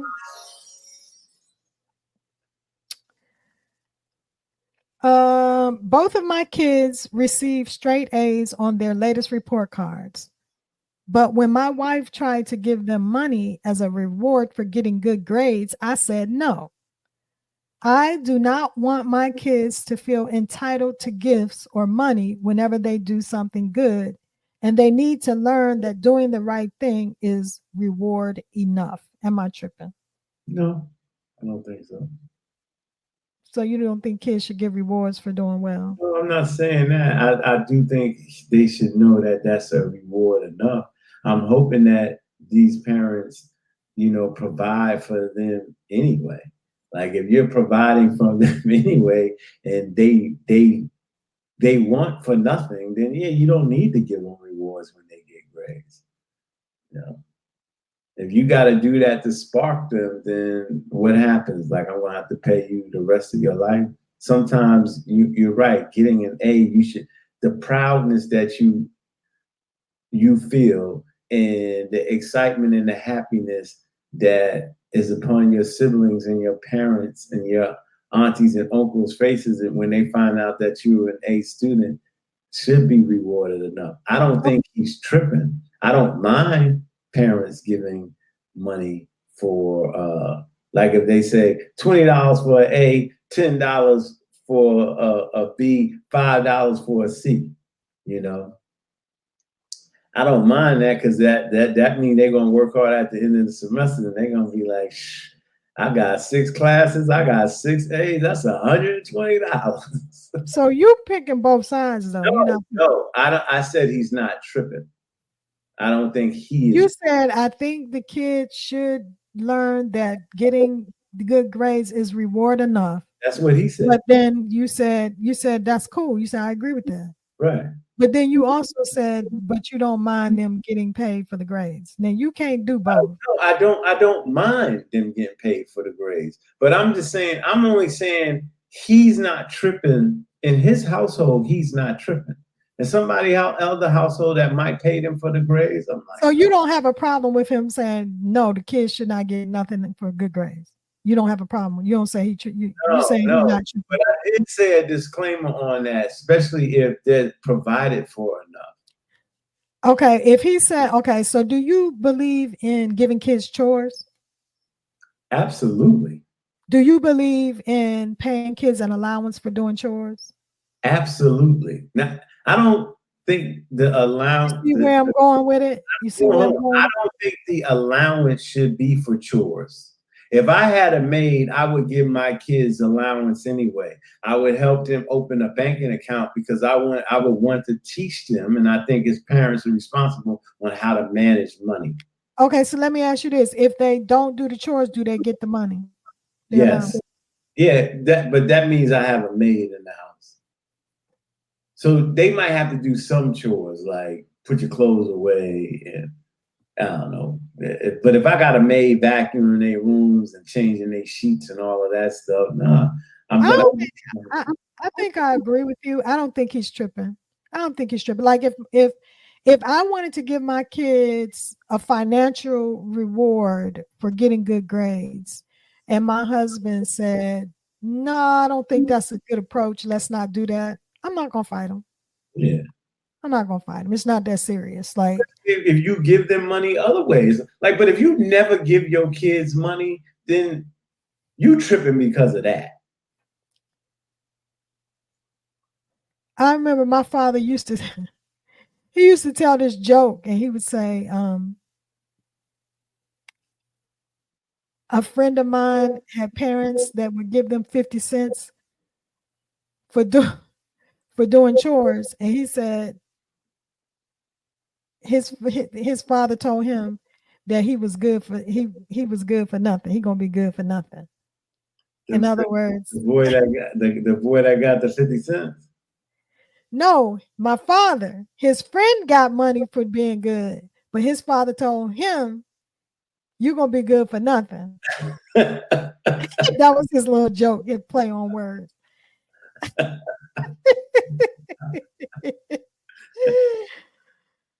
So that's how I kind of feel like we should raise our kids to just get joy and pride out of achieving just based on the achievement. In other words, go ahead. The achievement is the reward. Yes, I agree with that. That's why I say he isn't tripping. Yeah. But if especially like I said, if you're giving your kids allowance, like every week they get $25 put in their banking account or $50. Yeah, I don't have a problem with that. I get you on that. You're teaching them financial management and all that. Right, I get that. Right. That makes sense. That makes sense. But this is what I'm saying. Do you agree? Until the age you start working. What was that? Until the age they start working. Right, and then they're going to have to learn to manage their money anyway. But that's a good lesson to learn before you start earning money, so that once you do start earning money, you know how to manage it. But what I was going to ask you is, how do you feel about this? This reminds me of participation medals in sports. What do you think about kids getting a participation medal? I can't stand it. Right. And I think this is where this father is coming from. He's like, you ain't going to get no reward just for doing what you're supposed to do. Like, and why should every kid on the team get an award just because you're on a team. I don't think that's equatable. You don't? Because I think the money for the grades is an incentive. I think for participating in sports is not like if I gotta give you an incentive for participating, but like if you come out, you're gonna get a trophy. Like, no, to me, this puts work ethic into play. Yeah, we have an MVP of the league, and we got a trophy for the winners and the losers. You know, a first place trophy and the second place trophy, and that's it. An all-star plaque if you make the all-star team, but everybody else, you get nada. Okay, now see, now you changed it for me when you said you don't see anything wrong with giving the kid money as an incentive to do well. Now I got a problem with that because I think that I said it's different. So you have to listen to me. I said it's different than a participation trophy. I said the money for the grades could just be an incentive. And I'm saying I will have a problem with it if it is used as an incentive. In this scenario, they got it after the fact.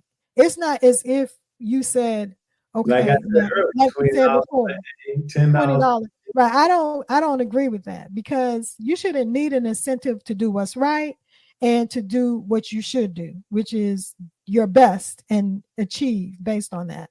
Now, if you're doing your best and you just ain't cutting it, that's a different story. Okay, so there are already incentives built in for doing well. There's being on the honor roll, there's receiving academic scholarships, and there's going to top institutions.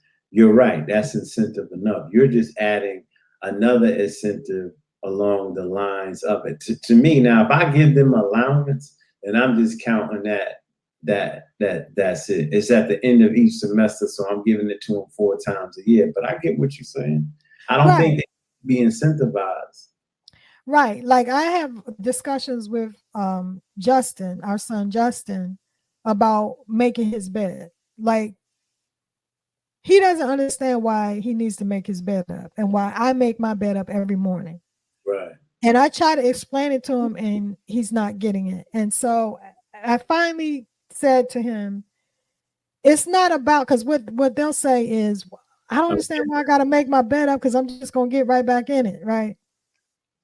But what I try to explain to him, and I think he's getting it, is it's not about the actual making up of the bed. Number one, it's about discipline.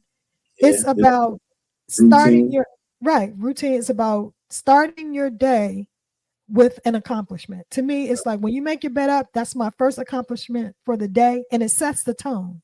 Right. This is going to be a day of accomplishments. And it just reminds you to stay neat, decent, and in order. So you don't think that helps you, but it's going to help you be more meticulous in your life. So when you get in the workplace, those things carry over. Like right now, it's just like I always have to tell my kids, when I'm telling you something, there's a science to it because I've lived. Right. Okay. Say it again. Say it again. You preaching now, brother. So that's what I tell my kids. Like, you got to give me credit. Like, I'm 50 plus years old. You're only 18. I've lived everything I do. That's why I always say one of my favorite scenes in any movie history is in The Karate Kid with Mr. Miyagi. Mm-hmm. He says, you got me sanding your cars, you got me sanding your tables, and you got the walls and everything like that. You're not teaching me karate, right? But Mr. Miyagi is brilliant, and he's already lived, and he knows what's going to get him here. So he says, hands up, and he says, he throws a punch at him, and he blocks it this way, and he blocks it this way, and he told them that. And so he caught on to it, and it's a lesson. It's just like, listen to the wisdom that your parents are giving you, because they lived already. And they just trying to make you better and more prepared. It might seem like nonsense now, but as they sung, I think they sung it today in church or last week. You will understand it better. By and by. Yeah. And that's the thing. Youth is wasted on the young. Mm-hmm. It's going to be when they turn 30 and they're 40 and they go back and they go, Mama was right. Yeah. Daddy was right. Yeah. That's why they were telling me You got to be on. That's why they keep telling me over and over again. If you want to be on time, you got to be early. If you're on time, you late. Mm-hmm. They think I'm just saying that out of the blue, but that because and I tell them every time, like especially if we go somewhere for the first time and they need to be at a certain time, and we get in the area and you're a little lost, turned around, you don't know where to go. I said, see, this is why you got to be early, because you got to figure all this stuff out when you get over here, because you don't know. Yeah. So you need to build in that extra time, so you will be on time by the time you find where you're supposed to be.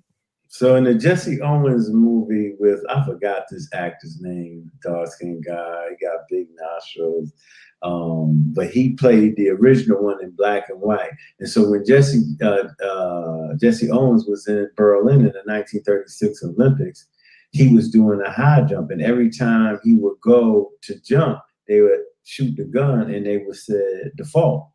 And he's like, I know it's not a default, blah, blah, blah. And so I think it was a German guy, a white guy there, or a guy from Switzerland that said, hey, you can already jump this far. He says, I'm going to put a towel, right, in front of the line. Jump from the towel. That way your footprint is on the towel and they can't say that you faulted. Mm-hmm. He did it. So he just put them back a little bit more. So I say things like sometimes like being on time, like you said, if you on time, you late. My father was great with time. Like I said, something he always, if my game ended at 3, best believe he's gonna be there at 2:30, 2:15, 2:30. And he's gonna be sitting out there listening to his music. Never, and you can ask my siblings, never in his life was he late, but he didn't like you to be late either. So right. You get that. So now it's like, yeah, my class starts at 9 o'clock. I'm trying to get to the building 7:30, 8. So I'm downstairs. But sometimes as a, and I don't want to go down the road. Sometimes as an instructor, it's good to come in like 2 minutes late than the class. So the class is already there and you can just walk in and start teaching. But anyway, we got one more. So this is the actor you were talking about. Isn't his name? Here's his picture. I think this is who you're talking about. Yeah. Is his name? Yeah, that's him. Yeah. Yeah. What is his name? He was in Roots too. The second generation. Oh man. Isn't it like Dorian something? Dorian Harewood? Is it Dorian Harewood? Something like that, yeah. I think that's it, yeah. I knew who you were talking about when you said the big nostrils. Yeah. Yeah, his name is Dorian Harewood. That played Jesse Owens in the movie. It's been a couple of Jesse Owens movies. Yeah. But yeah, Dorian Harewood. Okay. Have you seen, by the way, have you seen yeah. Have you seen the Reggie Jackson documentary? Yeah. Oh yeah, that was really good. I could go back and watch that again. Jay, I remember like they all were in New York. Reggie was on the Yankees, Doc was on the Nets. Those are all my heroes from the 70s. It was Pele, the soccer player from the Cosmos. It was in soccer. It was Reggie Jackson in baseball. It was O.J. Simpson in football. It was Dr. J in basketball, and like Kareem Abdul-Jabbar too. I didn't have a hockey player, but those were the sports. It was football, baseball, basketball, and soccer. And those were all in the 70s. Right. I mean, yeah, New York had a lot of big league athletes. Yeah. So Kareem, yeah. And there's a connection to New York for all of them. Pele played for the Cosmos in New York. Reggie Jackson played for the Yankees in New York. Dr. J played for the Nets in New York and was from New York. Kareem Abdul-Jabbar was from New York. He played for Milwaukee and the Lakers, but he was from New York. He went to high school in New York. And then O.J. Simpson played for the Buffalo Bills, which was in upstate New York. So there was a connection to New York. And I like Clyde Frazier too. I read his book. This is my reading teacher trying to get me to read, and she found out what I love. So she just threw these books in front of me, and that just opened up my love of reading. That definitely will do it. Because at first I thought that was the avenue for Justin, because he, is into sports. That didn't work for him to ignite that passion for reading. But I think he finally found it. Did he find it with the Bible? Well, but more so, he's interested in finance. So he's a voracious reader of financial books now. So any book about how to become a millionaire and did he read Rich Dad Poor Dad? Yes, that's one of the ones that I don't know if he read it yet, but that's one of the ones he's been asking for. Yeah. The last one I think he read was The Millionaire Next Door or something like that. And then from Trash Man to Cash Man. Okay. So yeah, he First 48 Powers. That's a good book to read. Which one? First 48, not first 48 Powers of Law. 48 Powers of Law. Of Law. Okay, I haven't heard of that one. But here's an interesting statistic about Reggie Jackson also, now that we're talking about it again. His batting average was 262. He had 2,584 hits, 563 home runs, 1,702 RBIs. But I read a very interesting statistic about him also having the most strikeouts. Yeah. Was it a season or a career? I think it's a career. Yeah, he swung for the fences. It's the 48 Laws of Power. That's the book. But yeah, Reggie Jackson also won 5 World Series. He had yes, and all of those are just incredible accolades and achievements. But I just thought it was so interesting that he holds the record for the most career strikeouts by a batter with 2,597 strikeouts. And that was just, He struck out a lot because he swung hard. And what I was thinking was, that is a metaphor for life. It's just like failing should not be a detriment to success or a impediment to success, especially in baseball, because in baseball your statistics are going to be failing statistics. 50% or better is better than average. In baseball, you hit 300. Ted Williams hit 400. So that means every time you come up to bat, it's like 3 out of 10 times you're gonna get on. You're gonna get a hit. So that means. But to me, right. But to me, it's a metaphor for life. And it's like, it tells me, don't worry about the failures. Don't worry about the strikeouts. Just keep swinging. Keep living. Yeah. Keep going. Michael Jordan says it the best. He says, I miss far more than I made. And you miss 100% of the shots you don't take. Yeah. Donnie McClurkin says it best. We fall down and we get up. You better preach, preacher. All right. Let's hear that last one. Oh, is there one more? Okay.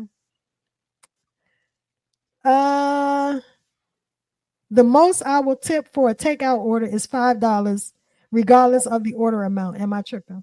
No. Look, you're lucky if you get $5 from me from a takeout order. That's if you getting $5 and that's a dinner order. I didn't order just for myself. Because I'm like, again, you know how I feel about that. I don't have a problem with tipping 20%. I tip 20% across the board. Anytime I eat out, I don't care whether the service was poor or whether it was excellent. I tip 20% because I know that's the cost of doing business. I know these people work for the tips. That's what they depend on, even though I think the system is messed up because, I think the restaurants should pay them more money, pay them a livable wage. Don't put it on the customers, but I still pay the 20%. So when I go to get a carryout order and all you did was put the food in the bag, no, negative. You don't deserve a tip. So like I say, if I give you $5, it's because I was in a good mood. It was because I was in a good mood. They could have put more condiments in your bag. Like when you order Chinese food, Now I'm gonna tell you this. I tip them because I be wanting extra soy sauce. You know Right. what? I ain't messing with No, I'm serious. Because they'll put one in the bag, and I'm like, and now they look at me. Now I don't know what it is. I almost got it written on my face. They look at me. You want extra soy sauce? salt, pepper, ketchup. Yeah, like they always say like ketchup and hot sauce. That's why I wrote the movie with that title. Because it's always the ketchup hot sauce, ketchup hot sauce. Like when you got the rice and the wings, ketchup hot sauce, ketchup hot sauce. I said, oh man. You said no, put some soy sauce in there. Yeah, No. yeah. But I don't need a lot of soy sauce because it's so salty. Like you don't need a lot to, in food. I don't use it all, but I like to have it. Let us move on. And then you got a drawer full of soy sauces at your house that you don't use.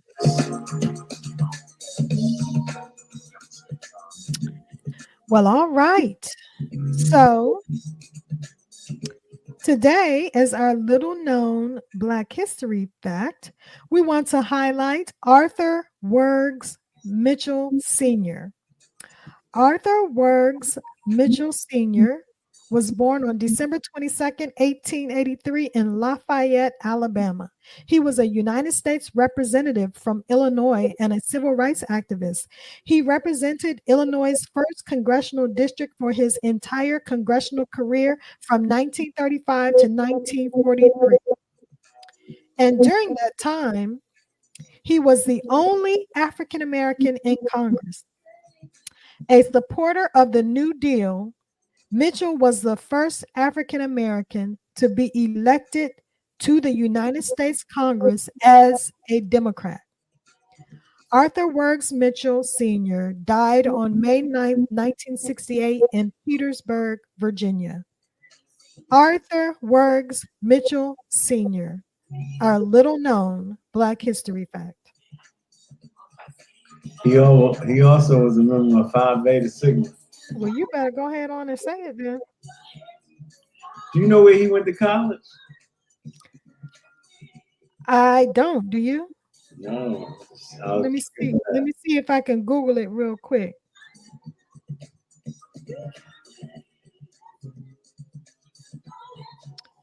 Arthur Wergs Mitchell. They usually have if he has he went to the Tuskegee Institute. Okay. Tuskegee. That's where he pledged in. And then he briefly attended Columbia University and qualified for the bar, they say. But I don't think he ever took the bar. Okay, so then he went to Tuskegee and then he went to Columbia. Yeah. Okay. Nice. Let us move on. Oh, hell no. Oh, hell no. So we got a brief hell no. Washington Wizards general manager, Will Dawkins, was racially profiled. I believe it was at Saks Fifth Avenue.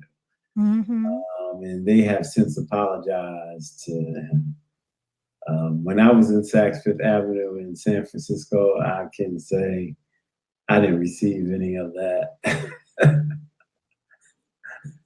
But I can say going in that store, and I haven't been in Saks Fifth probably for over, I would say 20-something years. Mm-hmm. I just remembered how expensive it is. I mean, they do have all the brand names, the well-known brand names, and then some other stuff that's not well known to me, but it was pricey.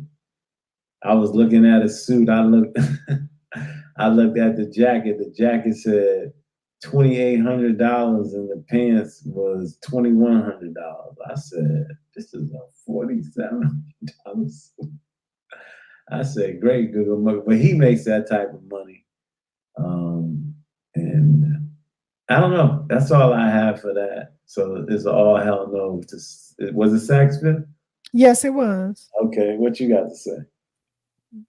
It's wrong. I mean, being racially profiled has got to be frustrating. It's got to be annoying, and we just get tired of it, you know. Can you recall an incident where you were racially profiled and it was like sort of disgusting?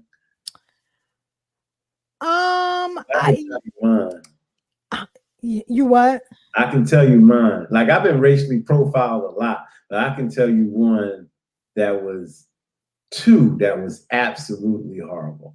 Tell me about it. In New York. All right, so in New York, across the street from my mentor's law firm, I went in and I was going just to purchase a tie. When I walked in the tie to the store and I looked, and then my mentor we had came back. The white man said in the store, he says, those ties start at $150. And I had already saw the prices on there. And I said, excuse me? And he says, those ties start at $150. I said, what do you mean? He said, I'm just telling you the cost of the ties. And it dawned on me, I said, oh, you don't think I have the money for the tie? No, I'm not saying that. I said, okay. So I went back across the street and I went to my mentor's law firm, like you, because that's where I was working, or I might have just stopped by there. And so he wanted to go by the store with me. So I went. And the guy had said something because I looked at his suit and he told me how much they start at. And then my mentor was like, no, he's with me. He's with me. Like, and he a white guy, right? Mm-hmm. And so after the end, he's like, I had your back. I said, not really. I said, because what you told him, like, that black guy is with me. I'm white. I have the money. I said, that's what you told him. He's like, no, I didn't. I said, no. I said, you didn't say, why are you telling him how much the suit costs and you're not telling me? You didn't say that. You said he's with me. As he say, I'm with Big White Daddy. Right. I was laughing the whole time. When he got upset, you know, he came home, he told his sons they agreed with me, but they might agree. Yeah, because it's almost as if he's saying to the salesperson, hey, don't follow him around the store. Don't think he's about to steal. Don't think he can't afford to be here because he's with me. Yeah. All of the things that I know you're going to think, don't think that, because you're right. Yeah. He meant well though, so I'm not. He did. He did. But that's the thing. That's how ingrained it is into the psyche of American citizens. We're all victims of the indoctrination and the white supremacy. So that's one. The second one is my boss at Channel 2 News. He's passed away. He was the general manager at Channel 2 News. His name was Jerry Nachman. And when he came into office, it was a shift in how I was being treated. And I didn't understand that because I was a jovial personality, always worked, never missed a day, hard worker, did everything everybody asked me about. So he came in and I had to talk with him in the office. And he said something to me. He says, everything is not racist. Like sometimes somebody could do something to you because they're an asshole and not a racist. All right, so I received that. He says, it's just your demeanor. I said, explain. He says, you walk around, he got up and started like funky chicken, like he trying to, walk, a caricature. Walk like black folks did in the blaxploitation movies. Right. like he pimping. Like Robert Towson and his what was his movie? Not I'm gonna get you, sucker. He had that role when they was telling the black actors how to act more black. You know? He's like, you're not being black enough. There was an audition they went through. All the black males was there, and they was like, you're not being black enough. You know, even though they was black, they telling them. Bamboozle? No. It was I'm gonna get you, sucker. I'm gonna get you. Okay. It was in the movie. It was okay. All right. So, is that happened in? I'm gonna get you, sucker. Was Keenan Iron Williams? Keenan. That's why I felt like it was either Bamboozle. He had a different movie. It wasn't Bamboozle. Oh my God, you're right. That's Spike Lee's movie. Keep talking. I'm gonna keep talking. I'm gonna Google it. Yeah. So in that movie that he put together, Robert Townsend, he had that part in there. And it was funny, because that's how I felt when he was walking around the office. Let me see. Hollywood Shuffle. Hollywood Shuffle. That's what it was. This is in Hollywood Shuffle. Okay. Mm-hmm. And so, yeah, he was doing that like you. I was like, I don't walk like that. I look at him like I said, what the fuck is this? I said, I don't walk like that. So he just, what happened? What was his point, though? His point was saying my demeanor, like I'm not taking the news serious. I said, everybody asked for me. You can go to every producer on here. They want me to work as the field producer or the assistant producer. Well, he was saying they're not taking you seriously? He was just like, I'm not taking it serious enough. And I said, how so? And then he did the walk. And remember, he talked about the racial stuff too. So the next day, I went down. My shift was over, and I was trying to catch a cab in New York, right outside of Channel 2. And cabs just kept passing me. And then Jerry comes out. He's smoking his cigar, and he sees me. I give him a heads up. He gives me a heads up.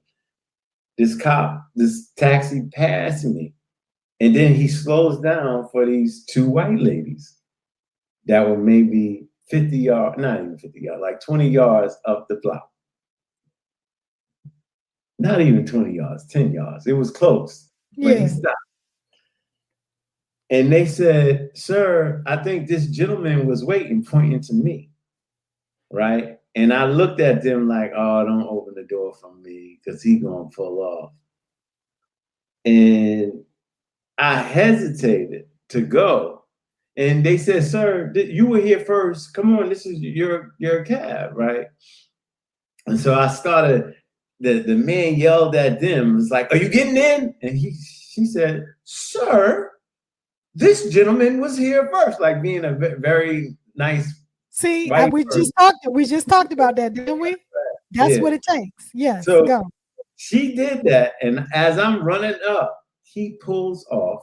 Isn't that something? With the doors open. Wow. And the wind closed the door. Everybody out there saw it. It was embarrassing. Wow. Right? She turned, they both turned completely red. And they said, oh my God. Yeah. I am so sorry. I said, don't worry about it. It happens all the time. The time. The life of a black man. I came back to Jerry Nackman, the one that had me in his office earlier. I said, you see the shit we got to deal with? And you talk about it's not racial. And did you see me pimping? Was I pimping to the car? Yeah, I didn't see that. But he said, touche, like that, because he saw it. It was evident.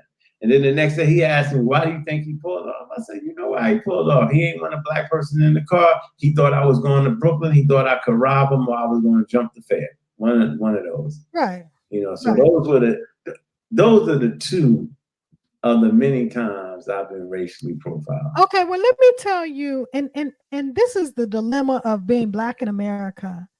I'm gonna tell you about an incident that happened to me recently, because this happened when we were within the last 2 weeks when we were in Boston.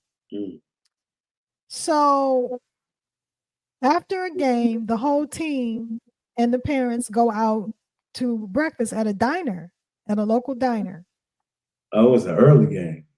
Yeah, and this is in Massachusetts. Yeah, I told you that was part of the problem, is that 8 a.m. game. We had 3 8 a.m. games. We were like, are you serious? Yeah. 3 8 a.m. games with teenagers. You know, that's a problem already. We feel like it was sabotage. But anyway, so we go to the diner and the team sits together. Usually the boys will sit together. And so I'm sitting, right. So I'm sitting with the family. I'm sitting with Big Ryan and Little Ryan, right? So we in a booth, right? And the boys are at a long table. So anyway, the waitress comes over. Of course, it's a white establishment. And then half of the team is white, half of the team is black. You know, it's mixed. Okay. So She comes over to the table and takes our orders and everything. So Ryan, he ordered like pancakes or something that required, I think he did chicken and waffles. Okay. So it requires syrup. And I got like a thing that had French toast that also requires syrup. Now, in this house, we use maple syrup. Right. Like real maple syrup. And I don't know if you know, but maple syrup is very expensive. Yes. And it's most people, well, I'm not gonna say most people, but a lot of people use like Aunt Jemima, like regular syrup. Mrs. Butterworth, like regular syrup. And we don't use that because for me, first of all, a lot of it has high fructose corn syrup, which I try to avoid. I just like real natural stuff. Go ahead. Right. And it might cost you like $15 for a bottle of maple syrup. So anyway, so Ryan's chicken and waffles came with, it was in the description on the menu, hot, like warm maple syrup. And they have syrup sitting on the table, And so when she came, I was like, okay, I placed my order. I got French toast in the order. And I said, is this like real, is this maple syrup on the table? And she was like, no, this is not maple syrup. If you want maple syrup, I can get maple syrup. He has maple syrup and we serve it warm. And she was like, if you want that, I can get it for you. And she said, but are you sure you want it? Because I don't want you to waste it. This is what she says to me. And I said, yes, I want it. So she brought it. But afterwards, I talked to Ryan about it. And I said, what difference does it make if I'm paying for this food? For the syrup too. If I take the syrup and pour it out just pour it in the trash, like, why does it matter to you if I'm paying? Like, that was strange to me. And so what I was going to say is, as a Black person in America, when things like this happen, like your friend said, you don't know if somebody's being an asshole or if you're being racist. Like, I just thought that was weird. Yeah. Now, I don't know if it's because we were Black. That's what I'm saying. So that's when we talk about white privilege a lot. Like I tell them all the time, when you go to the grocery store, this is in College Station, and you in line, and there's a white person behind the cash register, and she being mean, you just like, she an asshole. I have to think, is she being racist or is she right? You don't have to think about it. Exactly. So true. So true. So this is why we carry so much as Black people. This is the Black tax. This is what we have to deal with, these micro and macroaggressions on a daily basis. And we shouldn't have to do the mental gymnastics of trying to figure out, like, why are you asking? And I wasn't rude to her. I just said, yes, I would like for you to bring it, please. Thank you. Yeah. But it's like, are you serious right now? I could have been like, ma'am, if I'm paying for it, I don't care what I do with it. You shouldn't be concerned about what I do with it. I could pour it on the floor, throw it in the trash. It's none of your business. I'm paying for it. You could have beat her up. I could have beat her up? No, beat her up, like using that word with the B. Yeah. I don't get it. When I say beat her up, you could have been like, bitch. Oh. Use my syrup how I want to use it. And sometimes that's how you be feeling, because you get tired of that. Like, are you serious right now? Yeah. Like, did you really ask me that question? Yeah. Yeah. Like, do you really want it? Because I don't want you to waste it. I'm paying for it. Like, are you? And I'm 50 plus years old. Right. Like, I'm a child, right? Like, I'm gonna play with it, Let us move on. Oh, yeah.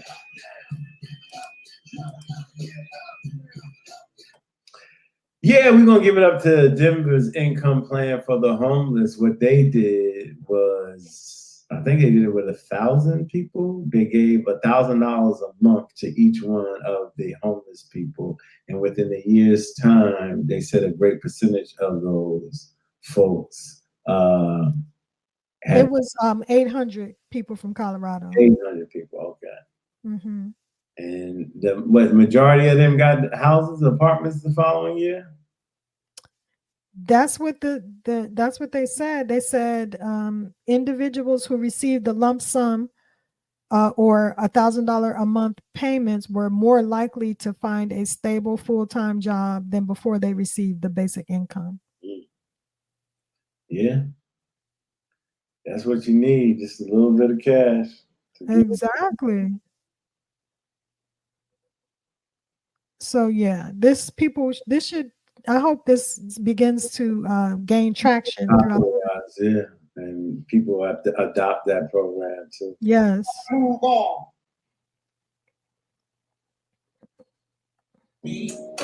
Somebody pray for me. I've been lying on, backstabbed in the street. Fake love, maybe hate love. You can take it back, I don't need it, girl. But somebody pray for me. Somebody pray for me. Somebody pray for me. Somebody pray for me. I've been lying on, backstabbed in the street. Fake love, maybe hate love. You can take it back, I don't need it, girl. So we are going to pray for Willie Mays' family. The superstar, great baseball player Willie Mays passed away at the age of 93. He lived a long time. Yes. Long time. It's just like, it's amazing how I looked at, he's almost 40 years older than I was, 38 to be exact. So shouts out to the Say Hey Kid.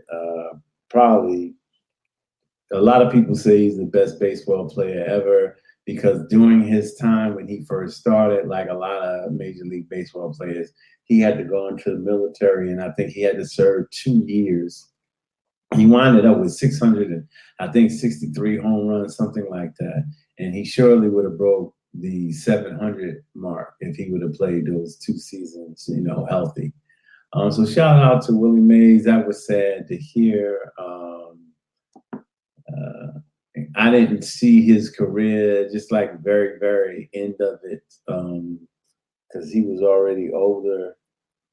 He started out in the late 40s and 50s, and he played maybe until early 70s. So shout out to Willie Mays.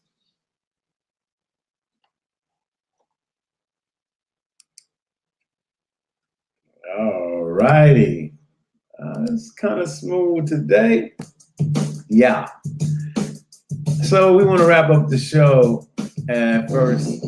And we want to say we started off the show with the words of wisdom from Ralph Ellison. If the word has the potency to revive and make us free, it has also the power to blind, imprison, and destroy. What's going on? We did Biden's performance, the Black Greek letter organizations being denounced, Justin Timberlake's DUI or DWI, and Sudan's famine. The talk of the town was Reggie Jackson's comments, which were very potent. The little known Black history fact was Arthur Word's Mitchell Sr. All Hell No went to Saks Fifth Avenue for racially profiling the Wizards general manager, Will Dawkins. We gave it up to the city of Denver for putting together an income program to help out the homeless. And we just send our condolences out to the family of Willie Mays. And as always. And do you mind if I give his statistics in honor of Willie Mays? Go ahead. His batting average was .301. He had 3,293 hits, 660 home runs, 1,909 RBIs, and 339 stolen bases. Amazing. Incredible. And he missed 2 years in his prime. So yes. Thank you, everybody. Thank you, everybody, for taking the time out of your busy schedule to hang out with us. And as always, in parting, we wish you love, peace, and knowledge to feed your soul. To feed your soul. Peace. We will see y'all next week.